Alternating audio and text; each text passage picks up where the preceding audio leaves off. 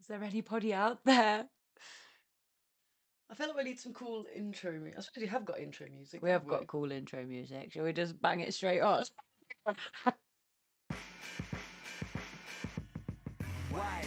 Why is it like this? The haters should be loved, we invite in. You don't agree, then you're the problem that we're fighting. Open up your mind, stand up, become righteous. Why is it like this? Instead of haters should be loved, we invite in. You don't agree, then you're the problem that we're fighting. Open up your mind, stand up, become righteous. Righteous. do do do do do do. I still love that song. I do. It's such an absolute tune. I feel so lucky that we've got that, because it's an original track, isn't it? It's like Appalling to me that was one of the first things we had sorted. But before it, I thought that was going to be one of the hardest things to get, because neither of us are musicians. Yeah.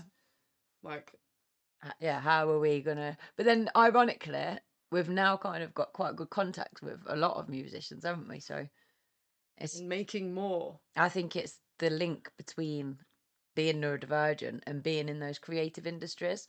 Yes. That's the kind of direction that it's took off. It's like, oh, and then this person who's also an artist. That's it, right? I feel like you're going to find these similar people. We seem to find these different environments as it is, like the festivals.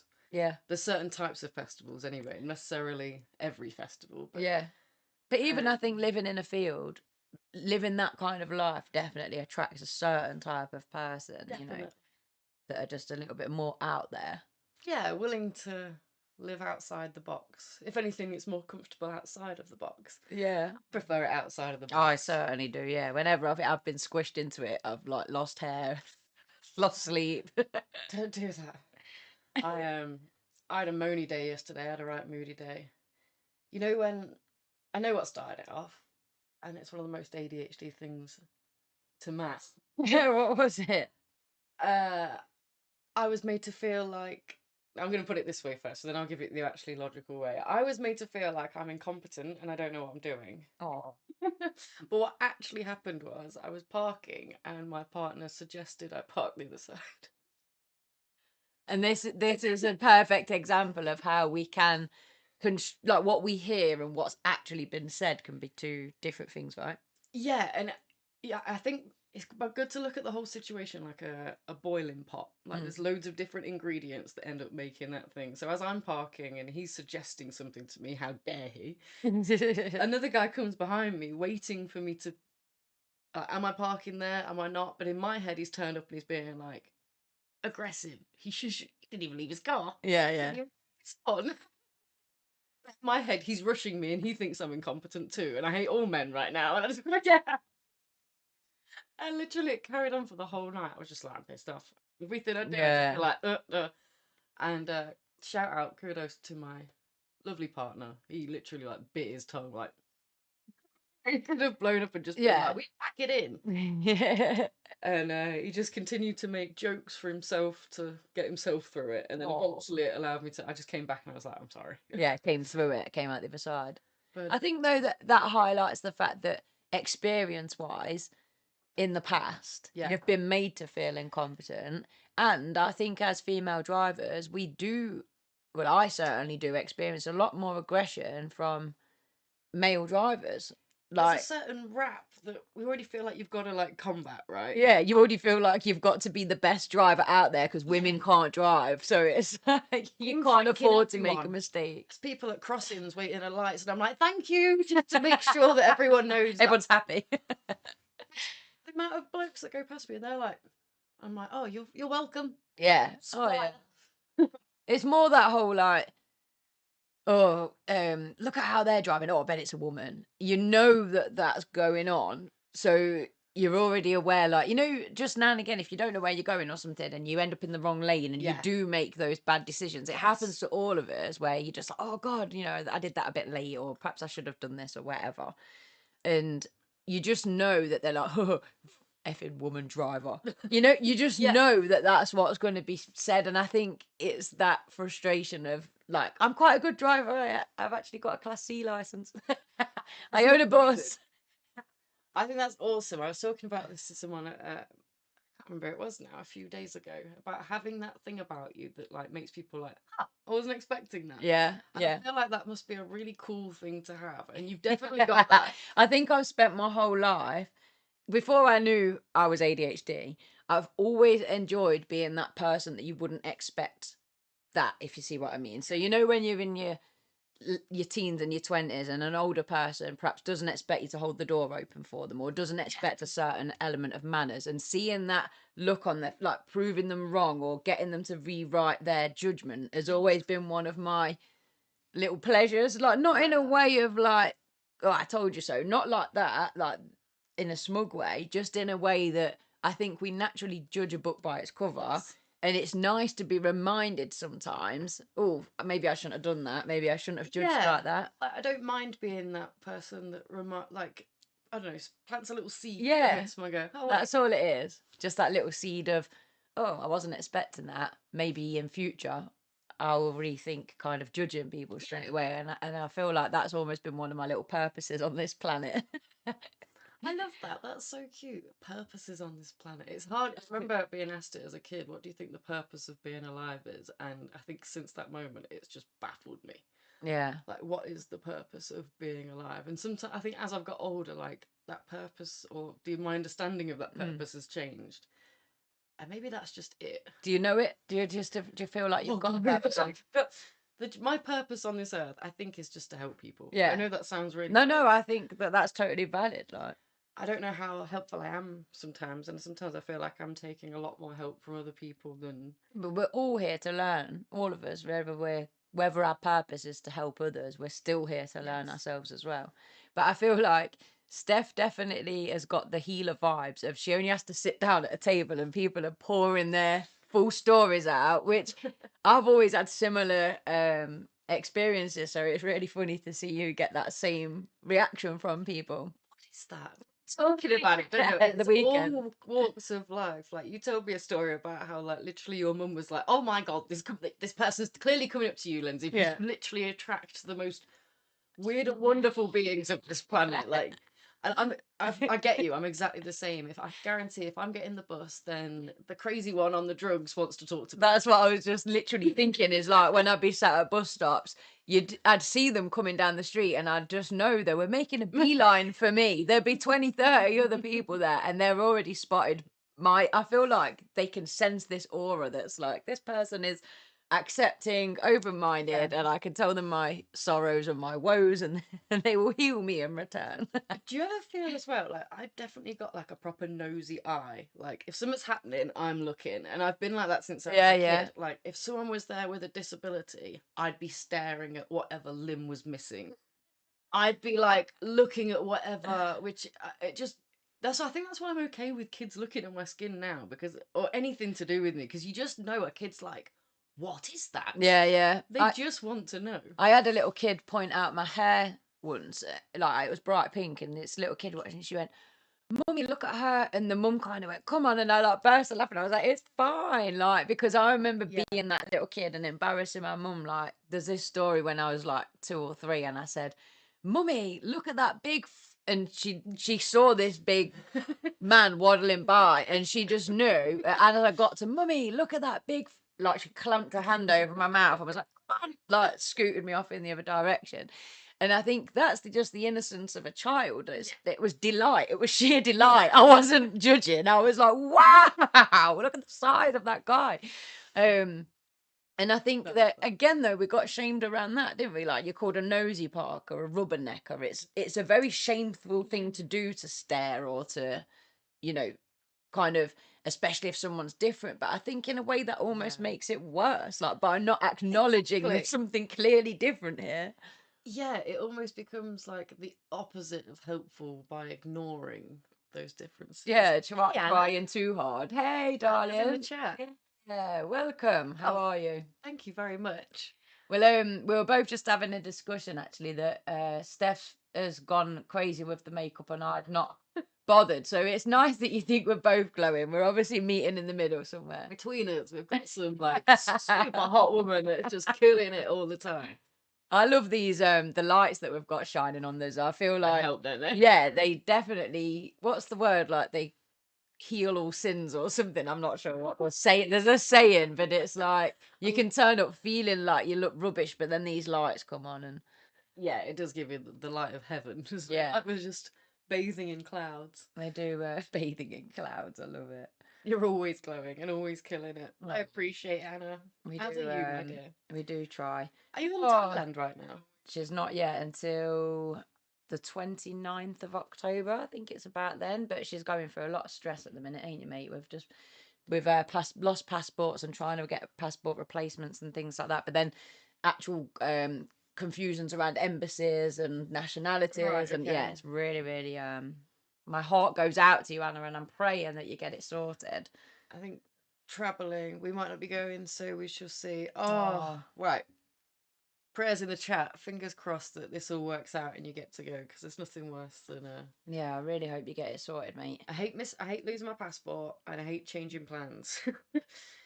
And one leads to the other, and it Yeah. makes me so mad. Like, no, don't give me two things I hate. I'd lost my bank card again yesterday, but only just for it was only a temporary loss. I knew that, but I shared a thing on my Instagram story yesterday, I think it was, that represented how I felt. Where it was like one day you can knock a glass of water over and be like, "Oops, silly me," and the next day you can knock it over and you're like, "I hate my life." Like, I am the biggest idiot to ever walk this planet. Do you know what? I've always said glasses are stupid. Yeah, I don't use them. That was me yesterday when I realised I'd misplaced my bank card. Like, I've only just had a replacement card. What is wrong with me? I think I'm hormonal, actually. I think might that's be what it. got me You yesterday. and your bank card. See, everybody knows me and this bloody bank card. Do you think it's maybe we're syncing up hormonally as well? God, that's dangerous. Both be like Aggie at the same time. Where's my I don't know. Where's yours? Where's mine? I can't even look after myself right now. Well, none of us can go shop or buy anything. It's not a bad. It's actually a hack, isn't it, when you lose your bank card for a week? So, The money, I say. yeah, just on those silly little purchases that you'd usually just Yeah. tap without thinking, like, oh, I'll get a bottle of pop and a bag of crisp, but suddenly you don't because you've not got it. So I'll make do. It can be a hard one though, because that's when you're like, oh, do I have to deliver this? Have I got the strength to make something out of this rice, can of beans, and sweet corn? See, there's definitely a hack there with I hate face-to-face contact, and deliveries is literally my worst nightmare. The whole time I know it's coming, I can't relax. I absolutely hate it. So the amount of times I'll go without a delivery because I cannot face them being at the door. You know, when we did like COVID-19 and they did they'd just leave it at the door. I was like, yeah, loved it, because I was like, I just hate, I know there's nothing awkward about it, but I feel like there is. That whole exchange at the door, like, oh, hi, thank you, like, I hate Do you it. feel like it's tedious as well? Like it's happened so often. No, I think it's just it's an ick. That's the only way I can describe it. It's a Okay. physical. But you I would did it at a supermarket. No, I'm okay with a supermarket. Going in a supermarket, doing the scanner thing, I'm absolutely fine with that. But if I know food's getting delivered, I cannot switch off the whole time it's coming. I can't enjoy it, you know, like, oh, so I'd just rather go without. But again, that's a life hack. Do you know what? I do kind of understand what you mean. I'm interested to proper dig more somehow. I feel like it's the more I've understood about the autism spectrum, the more I've understood it's part of that, where it's a social awkwardness that's unexplainable. That, you know, I would say it could be a pain in your butt, but it's not really, because it just means I can't get takeaways. It's not the worst thing. No, sure. I do very much agree with you. Like during COVID, where it was this leave it at the door, like just everyone did that. It was so much easier. Oh, I loved it. But I do it now, where if I don't want to see them, I'll like go from the top window, just be like, just leave it there. Yeah. Oh, yeah. See, I'd be the same, I think. Like, just leave it in the porch. Anna's just put in the chat, for those that can't follow the chat while they're watching. It's when you're not ready for the delivery and your titty is out for some reason when you answer the door. But I know that this girl accidentally, I hope you don't mind me sharing this story because it's just so funny, but Get the goss. yeah. So, you know those curtains that are like two-way kind of thing. Well, they can't see in, but you can see out. So it's almost like net curtains, but they're more snazzy these days, aren't they? They look just sheer from the outside. So Anna's food's getting delivered and she gets pure excited, and she's like me, flashing your boobs is just a way of showing excitement. I have grown out of it a little bit, but I must admit I'm still partial to a good old flash, like if I get a bit excited. Just, okay, excitement. Woo, yeah, That's all we need. yeah, and it's like, I don't know where that's come from, but it was, Just do that. yeah, let us know if anyone else does that, because it was amazing meeting Anna and realizing she also does the same thing.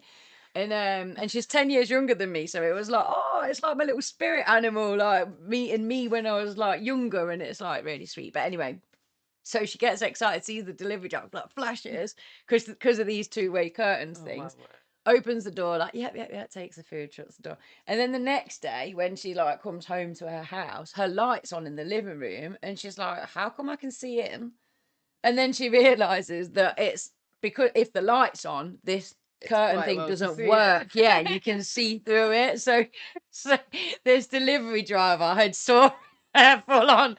And I'm sure it was a female delivery driver. I don't think it was a male. So I think she would have been even more baffled. Like, why did that girl just do that? But yeah, it was a dude. He would have let you know there and then that you saw that. Like, oh, thank you. But I love that you both get excited and decide to get a tit out. That's just, I know, it's weird, isn't it? Like, woo! Like when I was on the plane going on holiday once, and then I was just like, but it's like I think on the plane.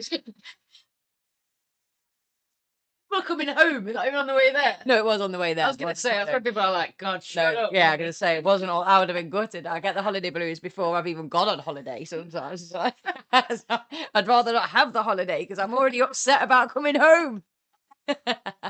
So when someone mentions what day you're going home, like, don't talk to me about going home. I'm here. My dad used to have a trick where he'd say, just say, if you go on a week somewhere, just say to yourself, I'm only going for 2 days. And then every day is a bonus. And then every day is a bonus after that. But you have to tell people, you know, how long you're here for. You can't say the week because then it doesn't feel. Yeah, right you have to really live it up. But then people will see you, and you get to be like, oh, I decided to stay another day. And the first time you do that, they look at you like, oh, that's pretty cool life. I wish I could extend my. Oh, yeah. The second day they see you, that you've done it again. And again, you look kind of baller. The third time, you look kind of nuts. Yeah, like just extend it for 3 days. Fourth time, they get kind of scared. They're like, oh, it's us. They're following us. Because you're just like, hey, decide to start again. And they're just like, oh, God. I feel like your dad must have suffered with the same thing as me, though, because I've definitely played those little mind games of just pretend in your head that you're going home on Wednesday, and then, you know, then you'll enjoy these days even more. But then when it gets to Wednesday, you'll have bonus time. My dad's the king of having fun on his own.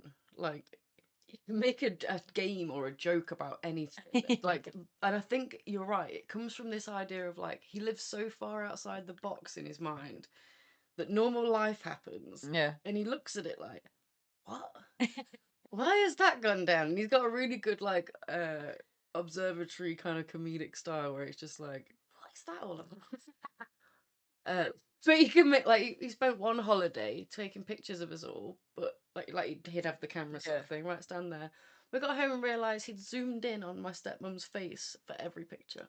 So we had no holiday pictures, it was just my stepmom's face. Had he done that on purpose then, just for showing his thing? Yeah. He'd be a hit on social media, wouldn't he? It was like ahead of his time in that respect. Like, these are the kind of things that are so niche, but people find really funny. If I said, will you come on the podcast, can I film you? You'd be like, what do you want to do that for? Yeah, go all awkward about it. My mates round, I'd be like, hey, and he'd be like, what do you mean? Yeah. Funny. And I'm like, you are funny. You're hilarious. You do all these different things. And my friends would be like, you're promising a funny man. And then, yes, it's just like, I don't know what you want from me, Stephanie. I'm just a man after work. I love the back of the chat. There's something about flashing that just feels right. There sure is. Feels right. It's certainly not just ADHD girls that do that either. ADHD men definitely love to have a good windmill now and again. A good flash, yeah. Isn't that weird as well? The complete spectrum. Like, if I said to my partner, have you ever been that excited that you've got your willy out and just waved it around the pub? I actually don't know his answer, but I'm pretty sure in his life right now, I can already see his face no. now. Yeah. He's thinking back to his earliest days, but I don't know. Now I can confidently say no. But there are so many men on the other spectrum, Yeah. and then like in between of different things they do. You know, whether like their mate's okay wiping it round for them, but on the other end, people are like, that's gay. Yeah. But on that end, it's just mates, and it's just men are fascinating. Yeah, very fascinating. And it is that whole spectrum, isn't it? We've got new people in the chat. How exciting! We're just talking about flashing. So welcome to the show. Yeah, it's not going to happen. But if you like and subscribe, you know, maybe one day for memberships, maybe we'll do an after dark. An after dark OnlyFans. So for anybody that is just tuning in, we are doing this special episode tonight on a Monday evening because it's International Podcast Day. Dun dun dun! How exciting! We actually do have an international day for everything. I know. Feels like I've got people on my thing just like, do you find an international day for anything? And I was just like, well, kind of. Yes, that's social media. It's just a normal Monday. Jade arrives right on time as well. That's brilliant. Yeah, like whoa! About flashing. Yeah. Get flash when you're. Do you flash when you get excited? That is a brilliant podcast title for future episodes. Do you flash when you get excited? I'll change it now. So everybody that's just joined us, please do subscribe. We're trying to reach 1,000 subscribers. Oh, help the one on the right fix her teeth. Will you fix it for free? Have you just got some advice? Yeah, go for it. Steph, you look damn hot. I need help with my teeth. Mixed messages here. Yeah, indeed. Oh, that's threw me. I was gonna say something. Oh yeah, no. That was it. This is so we were saying that we're doing this episode for International Podcast Day. And my name's Lindsay. My name's Steph. I am a teacher. I'm a psychotherapist. Yes, and we thought we would come live weekly and discuss all things well-being and mental health and trying to live a normal life on this crazy planet. Hashtag, in brackets, in parentheses, sorry, normal, whatever normal is. Exactly, yeah. I was being sarcastic for those of you that can't always pick up on that. I'm there in that group with you guys. I do love using sarcasm. Sometimes I don't always pick up on it. I'd get arrested if I flashed every time I got excited. Yeah, Jade, I definitely get excited quite easily. So it's definitely a special occasion flashing, but it shows how excited I am if I get the titties out. But is there a level above that? Or is that no? I think that is I think that is peak excitement. I have some mental health. Intake antidepressants. I thought that said, and I make antidepressants. I was like, oh, I'm not sure we're allowed to talk about homemade antidepressants, but what are they? Are you a dentist as well? That's what I was trying to work out. Again, do you just have some advice about how you fixed your teeth? I'll happily accept free dental care, by the way. Yes, definitely. I'm not above that. Indeed. Oh, it's Charlotte who we met at Ratby Library. The cake. Oh, it's Lottie the frosted cakes. Oh, fantastic! Thank you for joining us, Lottie. Yeah, I was trying to find your page to tag you in the post, that said like, oh, we met some wonderful people, and I was like, Lottie's treats, Lottie's cakes, and then I'm so glad I found you. It was a day late for the post, but I will tag you in future. Just so you know, the thought was there. It's a lovely morning. Does anyone go to their local libraries and do stuff? Because I realised, I went to this Ratby library and was like, oh, there's loads on here. Looked at the one at Loughborough. There's loads on there as well. Oh, really? And I just had no idea. There's no advertising. Yeah. You've really got to look for these things. So if you're ever like, oh, I don't know what to do, I've not got much money, go and check out your local library. If there's not something there that will interest you, I don't know what you're looking for. These community spaces need your support as well. They're closing down, and they are often ran by volunteers now and funded by the community. So it's really important that we try and keep those going. Right. But we need to get to the Loughborough Library as well then. Take our signage down there also. I agree. If you ever want a cake for podcast night, give me a shout. That's very yeah. Don't offer that. I'll have even yellower teeth. But I see that you were saying that your dad is a dentist. Dentist, yeah. send us an email if you'd like to fix my teeth. I'll be more than happy to. Yeah, sponsor us. I'll say your dad's name at the start of every episode for the next year if you can give me white straight teeth. I've just spent £5,000 on mine. So yeah, it's like Yeah, if I had £5,000, mine wouldn't look like this. yeah. But I used to go to the main library in Brighton when Ivor was smaller, and it was fantastic. So many people of all ages. That's the thing, isn't it? You forget, actually. We went to a coffee morning there, and it was absolutely... it was so lovely, wasn't it? Some of the conversations that we had, and even this whole... it's packed full of people, and yet we managed to chat with people that shared our kind of views, or our alternative views on things. You know, I'm talking to this lady that's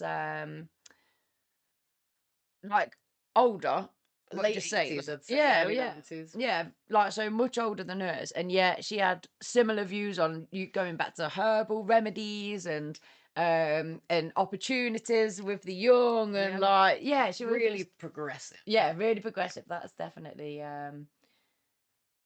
oh yeah, what's the email? He's next to me. He said he don't mind helping a community.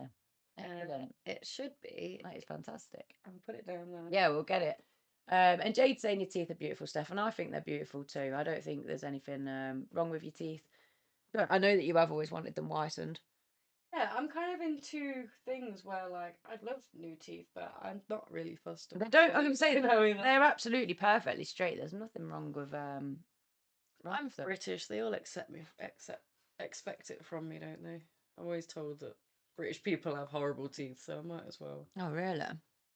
Well, my icon, Judge Judy, she comes from a family of dentists, and it's the one thing that she kind of brings up and comments quite a bit. So New Jersey. is that where Is that where she's from? No idea. Like I said, I'm really rubbish at why is there? It's just I seem to know this thing about Jersey dentists being absolute nutters. Oh, okay. Well, I can never even remember where Judge Judy's filmed, and I've looked it up about 50 times. I was saying this to Steph earlier that my brain is one of these that doesn't retain anything. So it's like I really like Harry Potter, I really like Judge Judy. There's all sorts of things that I'm into, and then I just don't retain facts. And then when people, sometimes people will question me on certain things, and I can't remember it, and it makes me feel like a fake fan. Because I know, and I'm like, I mean, look, I've even got Judge Judy's gavel tattooed on my arm. I mean, I need a wand, and then I've got the Harry Potter as well. Oh wait, if they need any more convincing of who is the biggest fan, I actually have. I want the poem. Yeah, That's in the James Graham one. Yeah. Well, I'm going to be doing an ADHD poem at some point during October. But I've already released it before. I just thought it deserved a rerun. So, what is your name, Ace Hood, or would you prefer us just call you Ace Hood? Absolutely fine with that if you don't want to reveal your name. But Ace Hood Flow. Ace Hood Flow. Yeah, isn't that a Skepta song? There's me with my Judge Judy flow. Justice vibe. say justice throw, and I was like, that's not even the words. Oh God. It's a duck. This if is the hairs what on the an neck are absolute nerd I raising, am. you're running out of luck. Don't pee on my leg and tell me it's raining. Everyone should fear that frown. Millions of people are watching this and you're choosing to act a clown. Fools get a dressing down. You know, you're making your parents proud. And if her lips are moving, better not make a sound. And don't talk to the judge while seated. Always display respect. No fake fan had this mug and 2 books. What? You know she has books. Some people don't even know she has books. I don't know where that mug is. I'm assuming that I've packed it all up. Yeah, I imagine with the moving, it's a little bit. But how cute is this? Episode 10. Oh, welcome, Jordan. It's lovely to have you. If you haven't subscribed already to our channel, please do. And do like this episode as well. It helps with the algorithm. It'll help get us in front of people. Yeah, please. We're already at 217. We've gained 2 followers. That's so cool since we've started. Oh, wicked. Aiming for 1,000. We whether that are. happens We're or going to not. get there. So Jade, the struggle is real. Do you have any tips on how to retain information? I'm going to be doing my theory test soon, and I have no idea how I'm going to remember everything. So Ooh. for me, it's very much kind of a repetition using those apps, those theory test apps, because I did my theory test in February of this year for my class C. Yeah. And had to relearn a lot of things. Well, I didn't really have to relearn anything to do with the road, but I had to learn stuff to do with tachograph cards and things like that if I was going to be doing driving as a profession. So the app where it keeps asking you the same questions, that was really good for me. Flashcards work really well, making it visual.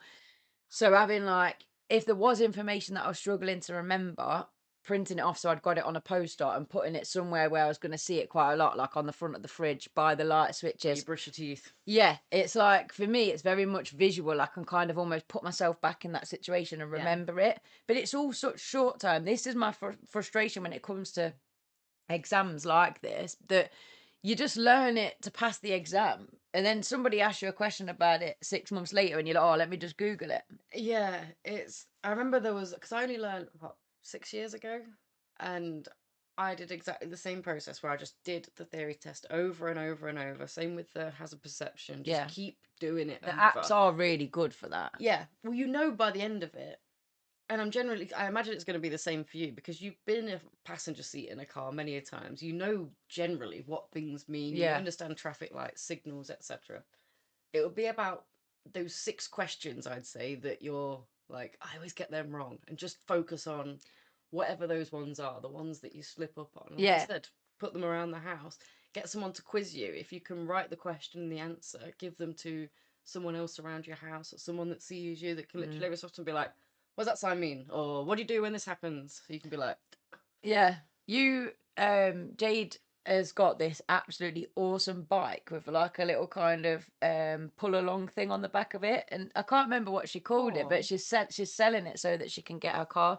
But it's like the coolest thing. Let me see if I can find it on her Instagram, because I think that would be quicker and easier than trying to do it on the screen, because we're never signed in, are we? So it So Jordan, half Cuban and half Italian. Very cool. Here it is. Nanny mobile.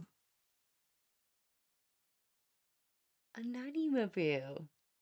Isn't that? I want to go in the nanny mobile. Oh my god, that's refurbished Victorian. Yeah, it does. So imagine rocking round on that bad boy.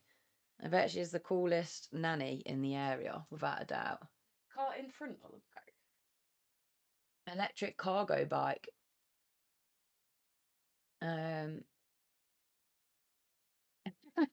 So it's interesting that you mentioned the perimenopause, because we were talking about this again on Saturday night, weren't we? Yeah. Because I'm 37 now. So I know that in the next 5 years I'm going to become kind of perimenopausal age, and I'm like, I'm just, my skin's just starting to balance out. I'm just starting to balance out, and then the menopause is going to hit. Yeah. It's all just going to go. And I was wild in my teens, like wild. So I'm thinking, is that going to happen again? Or is it one of them that if you're wild in your teens, you don't have such a bad menopause? Because that's what I'm hoping. Or am I going to go crazy again? What about if you're wild in your teens, but you also drank then? Might be a whole new situation. Oh, You yeah. unlock several layers of absolute nut jobs. We might have to be like, can you start drinking again? You were more normal then. Yeah, isn't it? Brilliant. Boom, it all goes tits up. Or tits out, as the case may be. Half Cuban, half Italian. That must be like one of the most like beautiful. I'm trying to think like in terms of like dark features. Yeah, like, yeah. That must be. It sounds like a was it Coca-Cola adverts. The guys in that. Exotic guys. She said he was a personal trainer, right? We shouldn't be objectifying the opposite sex, though, because we moan when people do that to us. So, Hey, you can sorry objectify about me. Same as you can tell me my teeth are gross and you'd like to fix them for me. that. I'll take it all. I'll won't take it too to heart. But what's your favourite podcast? I thought that would be quite an interesting. Have you got any that have inspired you to start this, or just ones alone that you like watching? I'll be listening to? honest, weirdly, I wasn't into podcasts until we started hosting them, and then I started listening to podcasts. But I tend to listen rather than watch. So there's one called Witchy Woo podcast that I really enjoy, because it talks about, you know, being connected with nature and connected to spiritual elements. And she also talks about witch trials. She hasn't done an update for a while, but I don't think she's been very well, so I think that's potentially why. But another reason then to go and check out her stuff and get ready for a possible return. Yeah. She's feeling better. These soulful guidance ones, I was really getting into those, because every Sunday she would sit down with her tarot cards and set the scene, and then any spirit that, because she's a medium as well, any spirit that came forward, she would then publish the messages, like, and for the week ahead. So I really enjoyed listening to those as well, because they were just like 20 minutes. Oh right, so these are outside of her normal like season. Yeah, so the soulful episodes. guidance were just like additional, and then true crime witch stories. I really enjoyed like tuning into those, because I'm having like a bit of a journey myself at the minute, where I had these crows come into my house, which was all a bit distressing. Do we show it? Then find the video. Then it's on my YouTube. Well, then after the crows came into the house, a few people pointed me towards a book called Wayward to read. So I've been reading that, and then I've been kind of thinking, well, what was the message that these crows were bringing? And this book is talking about ancestry. It's like going between 3 different females at 3 different timelines. Yeah. And let me know in the chat if anybody's read Wayward. But I then thought to myself, I feel like this book is encouraging me to look into my timeline and to see if there was any of my family that were involved at the beginning trials. Right, okay. And then we're going to a festival in a couple of weeks called the Witch Festival, and there's a breathwork session during that festival called Meet Your Ancestors. So I just feel like these thoughts have been in my mind, and I just feel like it's all kind of aligned together. So I'm very intrigued about that. It's the one. The universe sent me a sign. I think I've never watched a podcast until I came across you, amazing ladies. Oh, now you're part of my little family life every Thursday. Oh, I love that. That's so sweet. That's I love that, and I was wild, full stop. Still am, and I'm proud of it. To be honest, yeah, I'm pretty wild still, but amen. Yeah, there's no reason to not be. As wild women, definitely would have been put on trial. Like, we shouldn't laugh because it's horrendous. Like, it's actually I find it so disturbing. It really upsets me, but. Yeah, it could really it could turn a whole podcast into proper oh god, Yeah. and then go to normal moaning about capitalism like I normally do. So we'll avoid. Yeah, we will avoid. We'll show you this, and then Steph, you can tell us about your favourite podcast. I love it. I love that I'm part of your family on a Thursday, and now a Monday for the special Monday. I know the festival, Jade, we're so lucky. It's actually in Leicester, so it's quite on our doorstep, and it is just called the Witch Festival Leicester. It's over 2 days, Saturday and Sunday, but it's not like a sleepover one. We're just going along on the Sunday. Go and visit it. Yeah, so if you can make it up here, you're more than welcome to stay with me. It'll be our first time going there as well. This kills me so much. This is where I turn into a crow. Literally, I love how this has spawned you to really want to look into what is the meaning of this. I'm very much like that with everything. Like, what is this trying to teach me, even if something's really distressing? I automatically think there's got to be a reason for this. I can't actually believe that's just happened. What the actual... Okay, I need to be brave. What the hell? Right, birds, please be very, very calm. I'm going to let you out. Oh, this is horrible. Ah! Oh my god. Okay, I'm opening the door. Fly out, fly out. Oh, they've gone. I can't actually believe that's just happened. What? That's how I go from laughing to Look, being there's like, I bird can't actually shit believe that's everywhere. just happened. I'm rather disturbed. Yeah, bird poo. I'm literally like so I'm so happy that you kept that video in your face when you did, turning it round to the birds when you were. Oh, that was just it's beautiful. It's poetic. It's just the whole. It's amazing, isn't it, Jade? It's just the whole like, stay very, very calm. I'm going to let you out the door, like you know, like, and then it just starts going downhill. The actual. Okay, I need to be I brave. love this. What the hell? Right, birds, please be very, very calm. I'm going to let you out. Oh, this is horrible. Ah! Oh my god. Okay, I'm opening the door. Fly out! Fly out! Oh, they've gone. Oh god. Face is like this. I close. can't actually believe that's just happened. It's because one What touches the back the of my head. actual- Like, as I Look, go, there's I'm bird just let you out the shit door. I everywhere. feel his feet brush along my head. That's why it's so high. That's so funny. No, I love that. Like they are going to calm down because you said so. I've read this thing where it's like my toxic trait would be getting into a lion enclosure because I'd feel like they could sense my amazing natural energy, and it's like that is mine. I feel because I was like, okay, birds, stay very, very calm, and then obviously they're wild birds. No. They're not calm. They're trapped in a house. They must have felt like they'd tripped out because imagine to them their world is outside with trees, you know, and the open sky and all that, and then all of a sudden they find themselves in a room with four walls, like a box, a big box. They must have thought, where are we? I bet their mates did not believe them. Like, you'll never guess where we ended up. I feel like it's the other way around where they know they were sent to be part of your spiritual journey. They've got a message for you. And some, like, I don't know, bigger being has been like, she's ready for the message. She's been working on herself. She's done all these different, like, She'll know breath you're work. arriving. She would be ready to receive you. And then they get there and you're like, Yeah. she's louder than The amount of people that commented on that video, like, you sound like the crow. Like, I know. That's a spirit animal. That's the craziest thing. Yeah, I actually did a bit of work on what is my animal guide, and it was a crow. So there you go. Definite connections there. Still laughing like they're gonna calm down because you said so. I know, already wild. I had got a video, I don't know where it's gone though, of when I asked a fly to fly outside, and I was so happy that it did.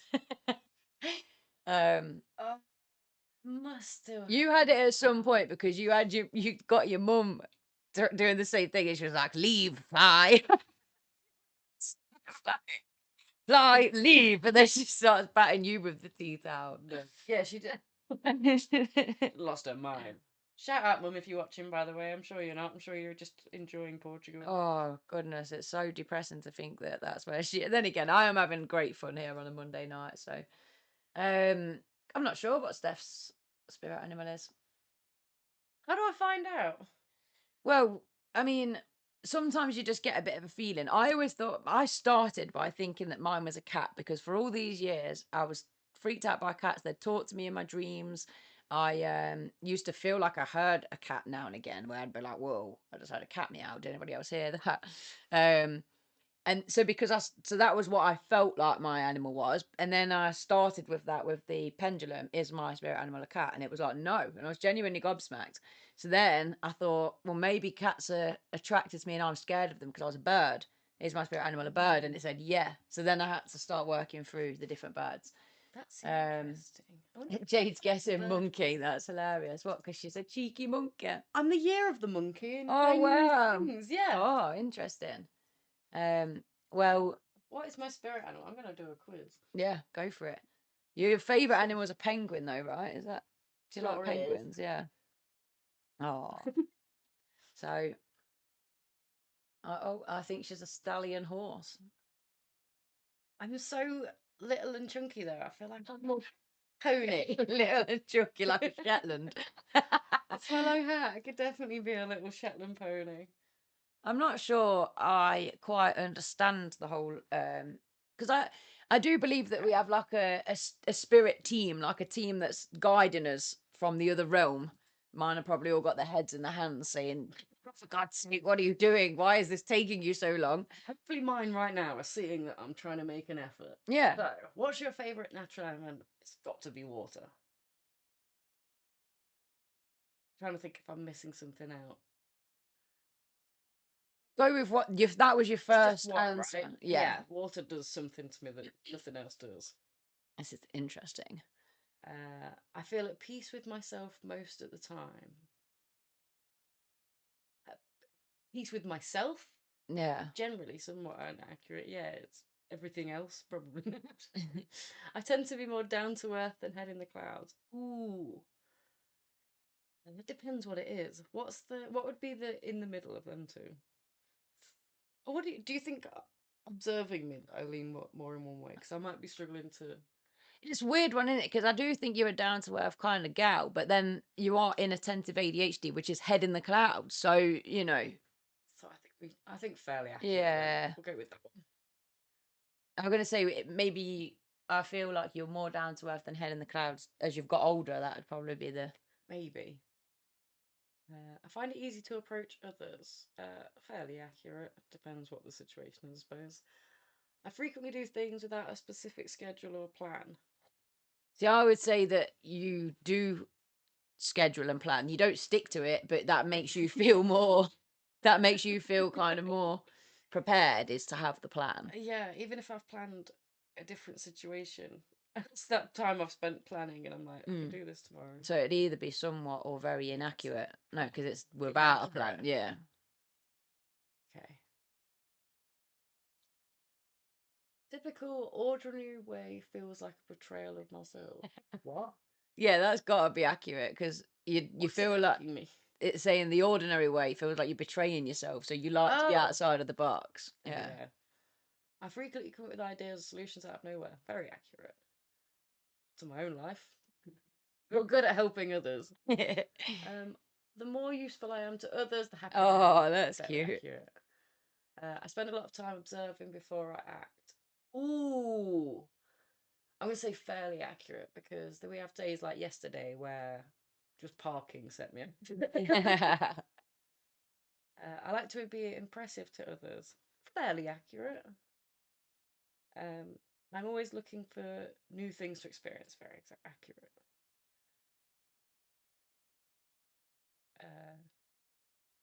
I live a fast-paced existence. You know what? For me, I'm gonna very say I accurate. would say that you are quite fast paced. How would you rather spend your free time? Go outdoors and walk or hike nearby, building something or engaging in creative activity like arts and crafts, playing video games, watching a movie at home, getting together with my friends, have fun going out, reading It's a my tough one, isn't it? favourite. I always think with these, like, how are you meant to just pick one? Innit? Like, all of them. How can I I'm say gonna all of them? answer it in the understanding that all my other needs are met. I'm fed. I'm not tired. Yeah. Blah blah. So I'm That's gonna go with genuine friends. free time. Yeah, I'm gonna go with friends. Jade jibing that if you love water so much, why didn't you come swimming with us at community? I think that Cold. I I like warm water. And I think it was more to do with the fact that it was early and it was raining. Oh yeah, it was that 7 a.m. Yeah, it was super early. And I think if you'd woke up and it hadn't been raining, you might have been more like, but it was like, it's super early and I can hear it's raining and it's going to be cold. And didn't we have like our first day of work or something? No, we were done. Oh, we were done. Yeah. No excuse then. I require lots of time alone to recharge. Not lots of time. Somewhat accurate. I seek out the secret of the universe. See, for me, it's like, yes, all the time. It was amazing, Jade. I'd put down on my vision board this year to do more wild swimming.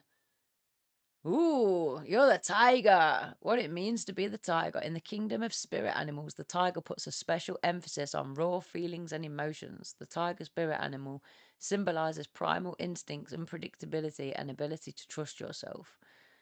By affinity with the spirit animal, you may enjoy dealing with life matters spontaneously, trusting your intuition, and acting fast when needed. I mean, in a way, it gives you a place to start. What we can do is get the pendulum and say, am I a monkey? Am I a tiger? Am I a horse? And then just see where it goes with that. It's kind of cool though. Like when I first came up, I was like, "Oh, tiger," and then I realized what tigers are. Like a black one of them is my Ziggy. Oh, That makes so much sense. you know what, Jade? This is so strange. So we've got a friend called Kat. She's our podcast hype girl, and your laugh is so similar. Like when we were at Community, every time we Jade said. laughed, it really reminded me of Kat. And also, then it made me realize that you guys are actually really quite similar people as well. And I was like, oh my god, I'd How you really, live your lives. yeah, Very like, so many things. I'd love you. Well, you will meet at some point because you know when we come to Brighton in the bus, we'll kidnap Kat and bring her with us. Um, but Kat is obsessed with the rain as well. It's like the more we get to know Jade and the more like little details, the more I'm like, oh my god, there's another connection. And I feel like you're gonna meet each other and just be like twin. Yeah, very, But very. you don't look like each other, but it will happen as you get to talking. It will be like, me too, me too, Yeah, me too. very similar. And that doesn't matter how much life gives you crap, you still kind of have got a really positive like outlook to it.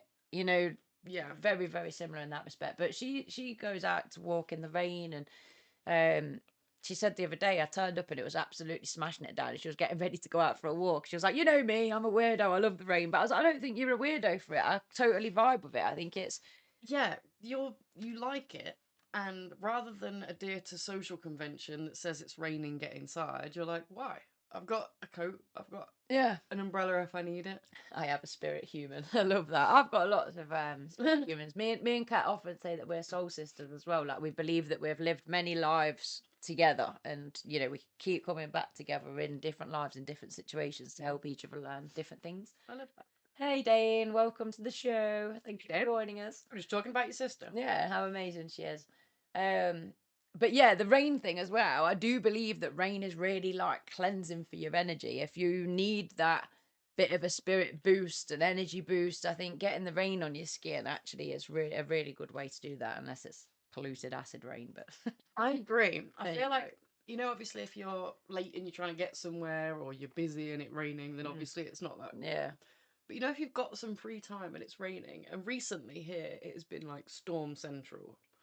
And that's when my ADHD gets all like flickery because I get kind of excited. Like, yeah, I do. the lightning goes off, Yeah. it's popping off. I'm like, ooh, something bigger than us that isn't like war or racism or sexism. It's like, ooh, everyone sit down and recognize that is so strong and so powerful. And I've always loved storms. Well, I say that, Mum would probably beg to differ. Like when I was a kid, I was probably quite scared of them, but I think I was. Yeah, I was scared of the power that they could bring. Like, whoa, that is massive. It's all around the world right now. Like there's hurricanes there, there's wildfires. I know Portugal's mostly on fire. Yeah, it's So yeah, we've got a lot of floods, but I'm happy to say that's as bad as it gets around here. In that podcast that I listened to though, that Witchy Woo, she talks about the fact that if you naturally feel connected to storms, for example, or naturally feel connected to rain, then that's when you should be doing your magic and doing your rituals, when your energy is naturally at its most powerful. But it's just so interesting because you think, so I'm not alone then. There are this whole coven of people, or this whole other group of people that also feel the same. I realised this just literally the other day.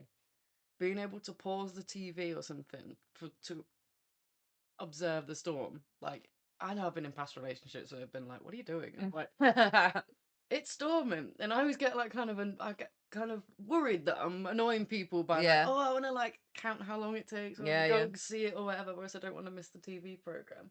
And I'm so lucky that this man literally is like, should we pause it and go and have a look? And I'm just like, yes, go and explore. It's such a fun. Me and pretty. I picked Kat up the other week because it was like really raining heavily, and I knew she'd walk home in the rain, but when she was on the way to ours, I was like, let me come and get you. And I also wanted to be out in it to a certain extent. And it was thundering and lightning, and we were driving along, and this big fork of lightning like went all the way down the sky. We both went, yeah, like, oh, it was amazing. Did you get the video? I was driving around once, and it was the blood moon. Oh yeah. And we literally stopped just before her road because she was like, "Get the phone out." She was like, "Lens, look at the moon." It was Really red. Really That big. that road that leads up to hers is the perfect place to quickly nip to look at the moon if it's really big. It's a new moon on Wednesday, by the way, guys. What do we do during new moons? Remind the people. So when we get to the full moon, that's like completion and celebration. And we've been going from full moon to new moon, so it's been getting smaller and smaller and smaller. So technically, if we were in tune with that cycle, you eat less and less and less, like ready to fast Right, yeah. when you get to the new moon. And you also start to slow down, rest a little bit, recuperate, shed, release anything that's not working for you. And then when you get to the new moon, it's like setting those intentions again and starting that growth again towards it. Like, so when we get to the new moon, I'll be looking at, well, it'll be perfect timing actually, because it's the very start of October. So it'll be like, right, okay, what's a different resolution thing that we're gonna, in fact, What decided what yours is going to be? Yeah, what is yours? So mine is the revisiting something that I left off. Oh yeah. Which is vlogging. Ah, okay. Yeah, that is cool. We'll talk about that in a sec. First vlog tomorrow.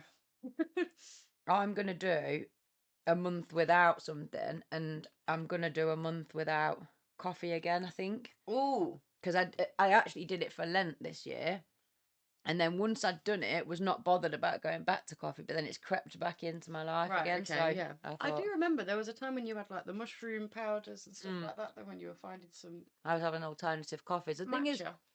Did you get yeah, into that? yeah, still got some matcha, and I like it, but I do actually like coffee. It's a tricky one because I suppose it's the caffeine that I'm trying to get out of my life Right. rather than, well, it's the enhanced or the chemical versions of caffeine. I don't mind because with matcha, it's just as much caffeine, isn't it? But I think it's more natural. I'm not sure. Yeah, I think it's understanding what your body responds well to and what it doesn't. If your body does not like caffeine, then you definitely shouldn't. Well, it's a Drink weird caffeine. one because it's like I'll turn to caffeine thinking I know I'm doing it for the same way I'd smoke something, where it's just for something to do. Yeah. To kid myself that, like, say if I've got a meeting to get through, but I'll have a coffee, and that will give me that little excitement that I need to get through that meeting. But Right, yeah. so it's just strange. It's just a weird one. It's weird, isn't it? There's a few studies done on caffeine where they say like that hit that drop that you get, that 5 p.m. drop, if you just wait before having that first cup till like 11, 10, 11, then you won't get that crash quite so early. But again, if you've got ADHD, then Well, the other thing is, how your caffeine interacts with your body is a little bit different anyway. So yeah, because like finding your own. that's the thing. I can have one or two coffees and sometimes feel really sleepy. So it's not even like I need a coffee to wake up. Yeah. And since I quit coffee for Lent, and then I've got back onto it. In the morning, I do have a tea. I used to have a coffee as soon as I woke up, but now I'll have a glass of water and tea. There's a lot to be said for lining your stomach before you consume any sugar as well. I think big downfall for me is I'll get up and I'm like coffee straight away, and obviously 2 sugars are going straight in that. Even if I don't have another coffee for the rest of the day, I'm starting before anything else is there with sugar basically on my stomach lining. Yeah. And if you consume, I don't know, your actual savoury breakfast first, wait half an hour, drink water, and then have your coffee, you kind of avoid that crash later on, typically. And you're also like your stomach's working, it's processing stuff before the sugar gets a chance to hit it, basically. I'm really It's not as interested raw. in this whole low tox life, non-tox life, Non-tox life. Yeah, it's interesting. or low tox, because I think this lady I was watching talk about it was like, you never completely get rid of toxins just because of the world we live in, but trying to reduce your toxic. Yeah, I was at a shop today and the guy was like, "Oh, what's up with your skin?" And I was like, "Oh, I've got eczema." And he was like, "Eczema? I've never heard of that. It's an Indian gentleman." And I was like, "Oh, it's basically very sensitive. A little something happens." And he was like, "Oh, what are you allergic to?" And I was like, Pretty much everything. "Yeah, like the air that we live in right now is just full of crap. And all I have to do is walk around my neighborhood. Yeah, and you'll be town, inflamed. And yeah, it just, and then I get home and I've got dust, cats, whatever. Mm. So Yeah, so you understand Sweat. better than most, like, what detoxifying your life, the impact it can have. most definitely. And I'd love to do it. You know, these diets where people put everything out and then reintroduce stuff slowly, Mm. just to see how, because there's going to be my mental health, my skin, I think a load of things you'll be able to see, immune system, The hormones. energy thing that I want to know, like, what I struggle with, I mean, Jade's just saying in the chat that, oh, sorry, just going back to the lightning. Dane saw a crazy fork lightning storm in Australia. I bet that was mad. I would love to have seen that. I'd like to see. Lightning storms in Australia and sunsets in Australia. Yeah. The maddest, like, reddest sunsets. Nice. That just fill the whole sky. If you've got any pictures, please feel free to send them. But yeah, Jade's saying that coffee is my addiction, part of my routine. If I don't have it and set with me, still it's better than alcohol. And that's the thing, isn't it? It's like I've got rid of the alcohol, I've got rid of the smoking, and I know I can go without coffee because I did it during Lent quite easily, and I still had tea and I enjoyed having my tea. But my other big thing is like chocolate and sweets, and it's like I really want to reduce all of that, but it's a bit of a crutch. So I think it's, you know, when people say, "Oh, just take it all out of your diet," it's like it's really not that simple. Like, Oh God, no, definitely not. It's hard, isn't it? Because you want to be like, I want to be able to treat myself, and then it's understanding how you've perceived what a treat is, yeah, and it becomes a little bit. It's hard to navigate, and then there's like loads of people with all these different kinds of advice, like how to lose. You see like a video, it's like how to lose weight on your arms over the next 3 weeks, and it's like that's not possible. But it's so easy to sell that dream to someone. This idea of like, I'd really like to get out of it when people, when you talk about like a McDonald's or something like that, and someone goes, "Oh God, that's like instant diabetes." Like, "Oh God, that's not gonna." And it's just like just one meal doesn't give you diabetes, doesn't make you fat. Just like one salad doesn't suddenly make you skinny and healthy. And I feel like all these things overconsumption are bad for you. Not only are they a waste of money. We're in a quick fix society, though, aren't we? Where people want that dream body in 2 days and things like that. It's like actually it takes a year's worth of good habits and work, and to get there. Or Ozempic. It's everywhere now. Jay's just pointing out though that it's a dopamine hit, and that is absolutely correct. The amount of ADHDers that I know struggle with their coffee intake, and the trouble is, like you said with the sugar, for every cup of coffee that they're having, there's also 2 or 3 sugars in it. Yeah. I work with young people, and I've really noticed an increase this last year or so. They've always enjoyed a sugary tea. That's like really common. But I've noticed a massive increase this last year or so with them being like, "That's not sweet enough. I need more sugar. I need more sugar." And they're like rabid little animals over it. And I'm that's like, the problem with sugar, right? You have sugar and then you don't realize how much more sugar you need and how much more sugar. I didn't realize until I literally just switched from Coca-Cola to Coke Zero. Now, when I have an actual sugary drink, I'm like, like, and it's bizarre that there was a point where I was like, I'd have died on that hill that is the best taste. That is the yeah. And I'm sure it is, but now I've gone the other side, and there's every drink is available. I had some sweets the other day from Aldi, sugar-free bears, like gummy bears. They were hard as dirt. Like it was like chewing a bit of the bottom of your shoe. Yeah, but the trouble is when they say sugar free, there's usually about 50 chemicals added into it, isn't there? Well, this is the other thing. It's working out because it says chemicals, because it says processed. Yeah. Working out what this actually means, because by sure, like there's a lot of overpriced processed food, right? But there can be natural flavorings, natural sugar. What does process mean? A process is just a process. Yeah, everything's processed. So a smoothie is processed.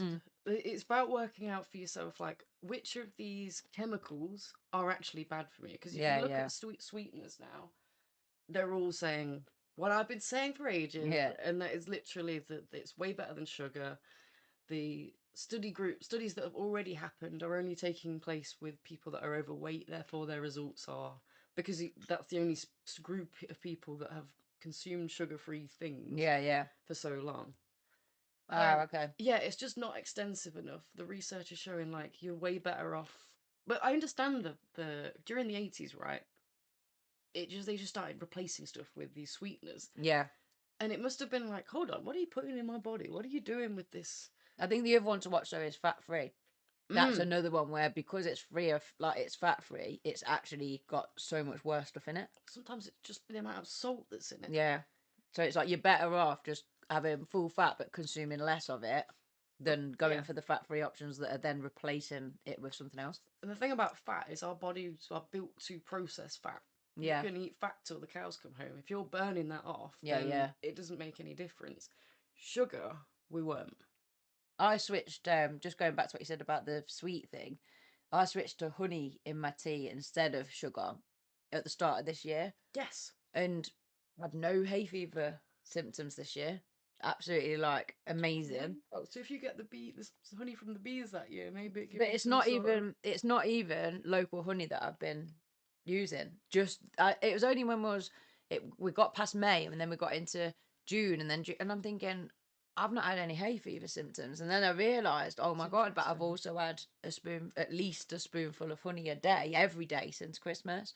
You know, you made me a coffee with some, and I really liked it. Yes, I nice. completely forgot. Yeah. Well, then Lou has now switched to honey, who I live with, instead of sugar, and now she's like, if someone puts sugar in a tea, she's like, because and you think, oh my god, that actually tastes so strong. I can't believe how strong it tastes. So it does show you that if you think that you can't live without a certain thing, but then you make the switch and actually. Yeah, I think a good way to reduce sugar, is to quit for a week or a month, like with one of these prompts. Use one of these prompts to do it, and then reintroduce it and see how much less sugar you then put in things. Don't go back to your tea and make it with 2 straight away again. Like, just put half the sugar in. If that's what you want to try and be like, see how it goes. Jade, meanwhile, Lindsay's scoffing popcorn like she's not eating in a week. And, like, I was thinking that while I was talking about like, yeah, so healthy. But popcorn is a good, if you are on a bit of a diet, it's a good snack, isn't it? Because it's actually really low in fat naturally, because it's just like air. Low calories, and if you get the popcorn that you literally pop yourself just the kernels, it's so cheap.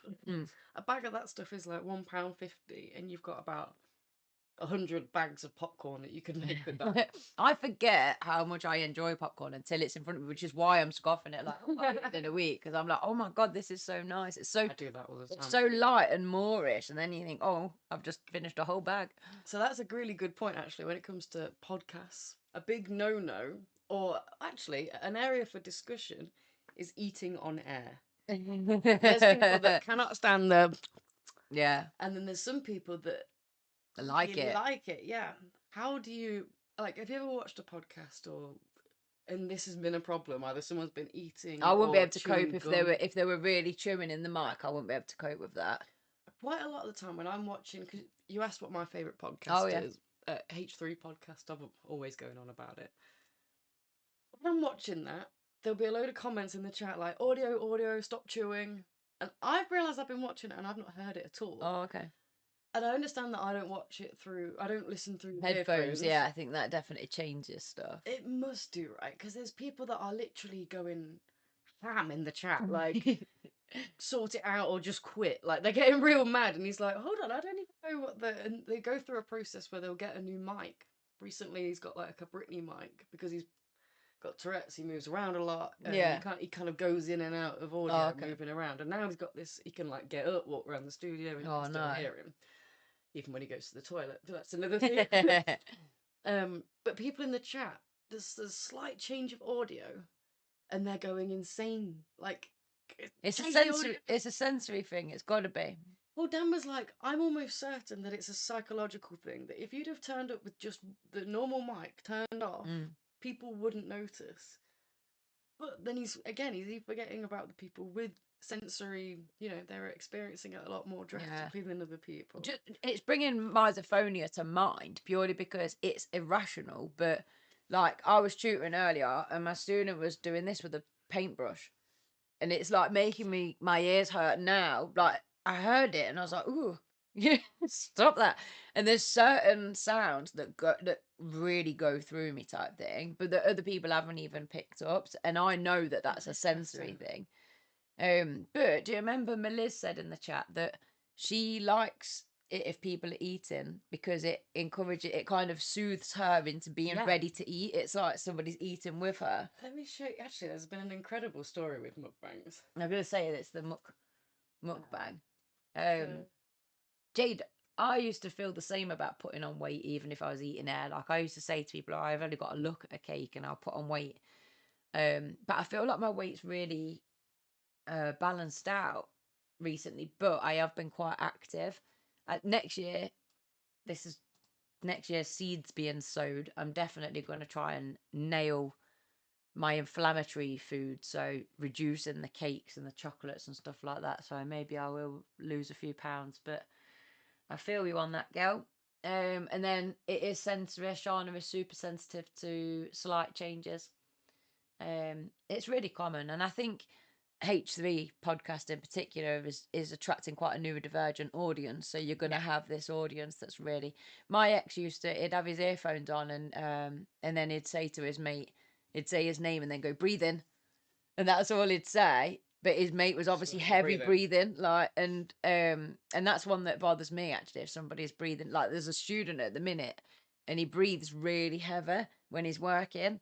And don't get me wrong, I'm above it bothering me, but I notice it. And if I'd been in my teens still, I'd have been like, why are you breathing? No, if I was trying to concentrate, I think it would bother me. You breathe loud, huh? Yeah. And then one of the other students said to him the other day, like, why are you breathing so loud? And I was like, it was just a matter of time, because it was this very sensory environment, you know, where they're very sensitive to each other. And I was just surprised it took so long. But it turned out he was actually having allergy tests. He was like, oh, I'm having a load of allergy tests. Like, I can't help it. No way. Yeah, because he couldn't breathe through his nose. He's like, look. And he was like, physically couldn't breathe through his nose. Yeah, so, and again, allergies and ADHD, really common. So I did think what a nice conversation that it opened up. Yeah, definitely. Damn you, allergies. No, I did feel for him. Yeah. Oh my God. That looks horrible. This is Nikocado Avocado. Very famous.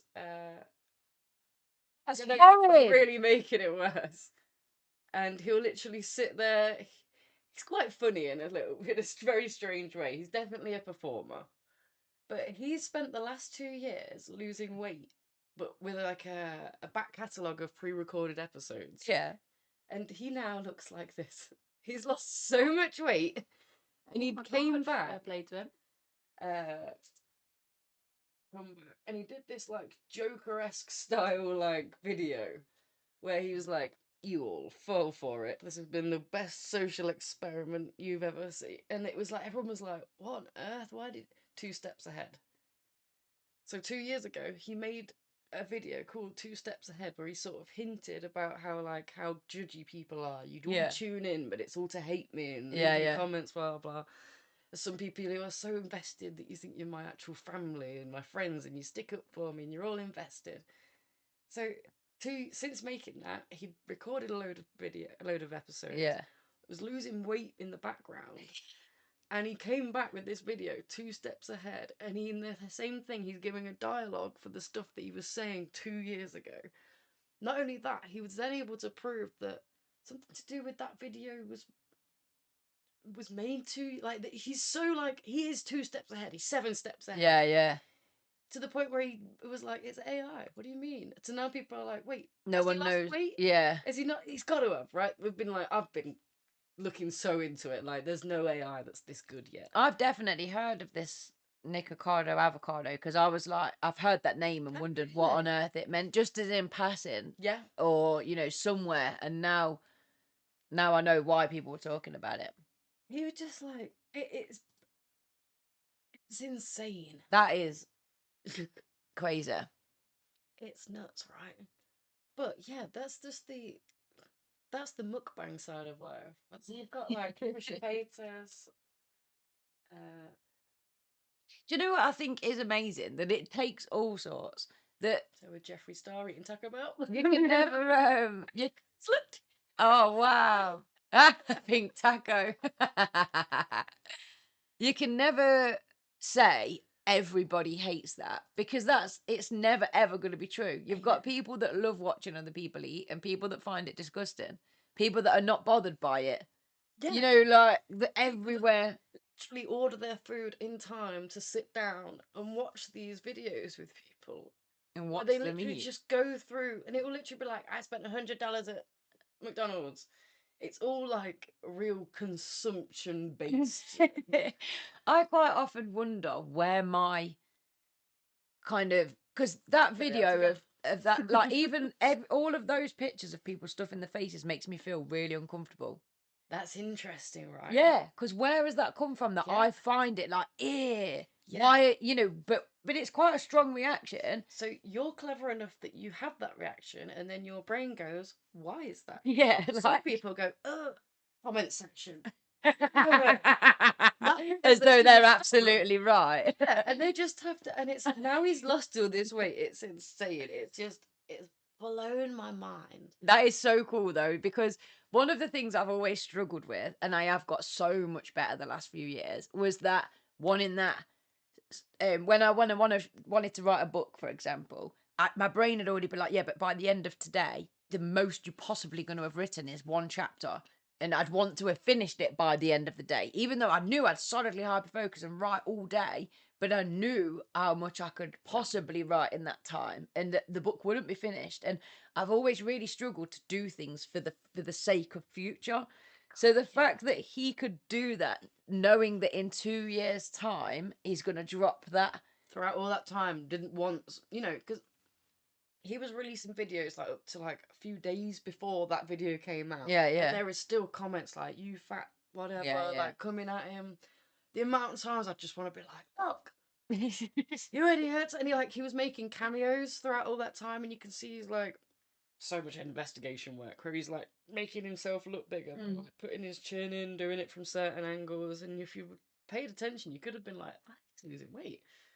Yeah, but people are so kind of, you just accept what you see. Nobody would have even been thinking that he's losing weight, because you've already got this perception that it's a big fat guy that's eating Yeah. food on camera. So you might, even if you notice, oh, I think he's lost a couple of pounds, you wouldn't think, oh, but in the background, I bet he's losing loads of weight so he can come at us.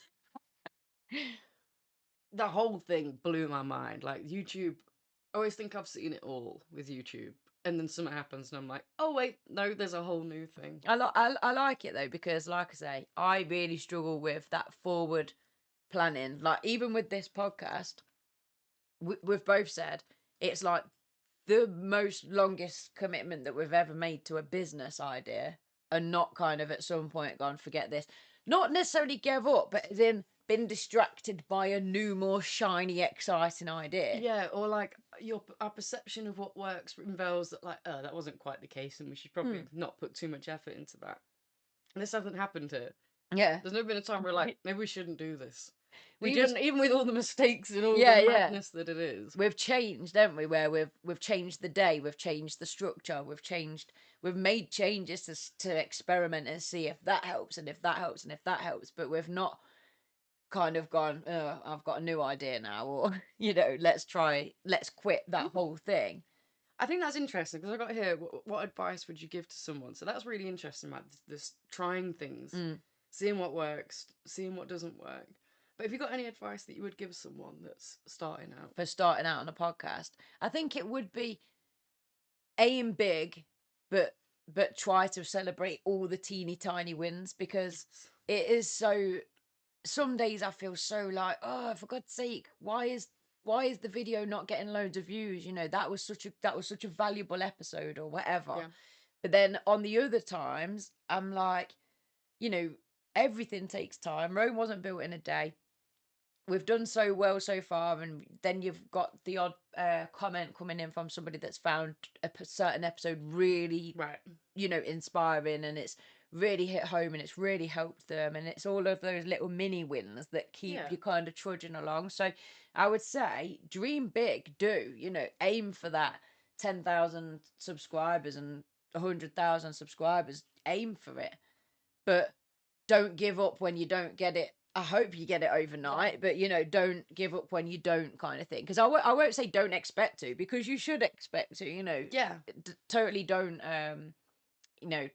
but it's just that it's kind of a fine balance, isn't it, between celebrating the wins and just riding the disappointment, because it's okay Yeah. to feel a bit disappointed about progress and things. But there's been Definitely. that, like when we did the 12-hour live stream, we were really hoping that was going to suck in loads of new people, and by the end we'd have at least 50 new subscribers, and Yeah. it was like, I don't think we even got 5 new subscribers, and it's like 12 hours worth of Yeah. podcast. But looking back, it was a real success. We had loads of really interesting guests. We overcame lots of technical problems. It's had like loads of views since. People have really enjoyed it. Yeah. You know, it was a feel-good factor. It was an achievement. We'd never done anything like that before. I remember by the end being like, oh my God, that last slug where like we had about 5 of us. It was just 5 of us in the chat, like, come on, we're here for the long run. We're And they're gonna like, going.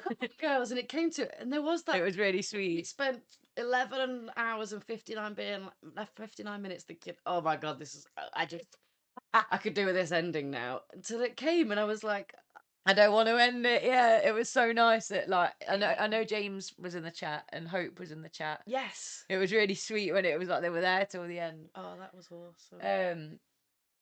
So Jade's saying that she really looks forward to Thursdays now, and I think that Me too. I definitely do. We were doing it on a Wednesday, weren't we? And I didn't enjoy it doing it as much on a Wednesday. I always enjoyed it after. Yeah, I know what you mean. I feel like it's that Wednesday. It felt like it was a good time because it's that hump day. Midweek. Midweek. Yeah. It was when- hump day for us too. Yeah, we're also feeling it by the end of it. Now Thursdays I've got already more on the planning time. yeah. And then I finish it and I'm like, only one more day of working this week. That's and then that's it's- like me as well. It's like Tuesday night I go to Morris dancing or breath work if I'm not Morris dancing. So then for the Wednesday to be because I work a shift at the school, then I work a shift tutoring, then I work a shift with a private client, Yeah. then I'd be coming to do the podcast. The night before I was at Morris dancing, you know, and it was just too much. Whereas Thursdays, that's the night I'd do something anyway. Like so it just feels like, you know, having a chat with Jade on the chat and yourself and stuff, it's part of my socializing. I actually really look forward to it, so that's a bonus. I'd barely see anyone if it wasn't for these types of things. But I'm a great believer the progress is found in the process of progress. Yeah, I saved something and I can never remember how nicely these things are worded, but it said I'm the queen of butchering yeah things, yeah I agree. and it said something like learn to enjoy the journey as much as the product. So maybe it was enjoy the process as much as the product, because there was a bit of alliteration in there, and I think that was it spoke to me Yeah. because I have been so much. I beat myself up if I've not achieved all night. I go to bed and I'm thinking, right, well, what have you done today? And if all I've done is work towards something, I find that really hard to deal with. It's like every day I have to achieve a finished product, and that's not always possible, especially if writing the book is the Yeah. is the aim. So it's, you know, you have to think, well, I've written a chapter, or maybe the achievement was cooking dinner fresh. I've had Right, to yeah. change my perspective on the things, because I can Yeah. achieve like 8 things in a day and I'll overlook all of them because I've not done the one thing that I really wanted to do, and I've Yeah. not done that one thing because I've overestimated how much I'm going to be able to do. Yep. But that's the brain, right? That's what we do. That we go shopping and have 10 brilliant experiences with different customer service staff, but that one that's a little bit rude makes the you one go that home and bothers write you. the review and ruin your Mm. day, and then you have a go at someone else because they've just rubbed you up the wrong way, and it's like I just had, if not 10 times the example that I should have had. Why does my brain like just take gratitude in that naturally? We've said that a few times, haven't we? Like, is the brain wired that way, or is it that we're programmed that way from birth to kind of care more about the criticisms, care more about the negatives? Yeah, I think it's learned behavior. Yeah, because you have to work super hard to be grateful, but you can genuinely feel the difference in how you feel when you shift that perspective and think, oh, what am I grateful for today, or what's gone well Yeah. today? And you can feel everything lift. You feel your frequency start to rise. So I was talking to someone when we went skating, and Oh, they were saying about skating, how it. it was awesome, wasn't it? They were saying, and they were very aware of their own thing. They were like, "I'm so negative. Mm. Something happens, and I go to the worst, and then I catastrophize, and it gets worse, and it gets worse." And I was saying about how like it's amazing that you can even have that awareness. Yeah. because that's always the first step for Yeah. one, and it's one of the hardest steps to get generally, because it's really easy to see other people's flaws, right? But Yeah, it's yeah. hard to see your own. But if you've got that, then it's like, okay, now when I'm being that way, I could be like, oh, I'm doing it again. That is the key. And even, you know, if you feel like saying it to someone else, something's happening, saying to Lindsay, like, oh my God, it's happening again. Or Lindsay's being like, Steph, I think it's happening. You're Yeah. being a bit negative. It's a fantastic way to try catching yourself. And it feels hard work at first, but eventually it does become your new way of Yeah. thinking. Because as you start doing it, you realise how often you do it. Yeah. My the perfect example, we were at the bus on Sunday, and my mum, bless her soul, I'm always going on it. Well, change your mindset, you'll change your life. You know, so thank you for always putting up with me, mum. And I was a bit moody this weekend. I was tired, I was disappointed because the engine still didn't start, and I was just, you know, fed up, absolutely fed up. So I was being a bit moody. But that aside, we were making this structure, and mum said, well, hopefully it's gonna, no, not hopefully, it is going to go, and it's like they are the little Yeah. things, instead of assuming, oh, I hope it goes right. You're giving it leeway to go wrong. Just go in with that. When we've done this, when this has gone perfectly smoothly and it's gone right, and what you find actually is a lot of us are natural manifestors. When you put it out there, it just happens, doesn't it? And my mum's the same. Like, she said, we were doing this experiment with the material, and this was months ago, and she said it's all going to go absolutely perfectly and blah blah blah, and it did. It couldn't have gone more perfect. And I was like, there you go. You said that was what was going to happen, and it absolutely did. Yeah. Hey, we've got some new people in the chat. Good evening. Hey, ladies. How are we doing? Kat, Jade, Kat. We need to get you guys meeting each other. We definitely do. I'm sure they've been in the chat and chatted in the chat before in the past. I'm certain too. We're definitely going to come to Brighton next year in the bus. Yes. It's going to be very exciting road trip. How was little Fleur, Lou? And I'm sorry you didn't make it to skating, Kat.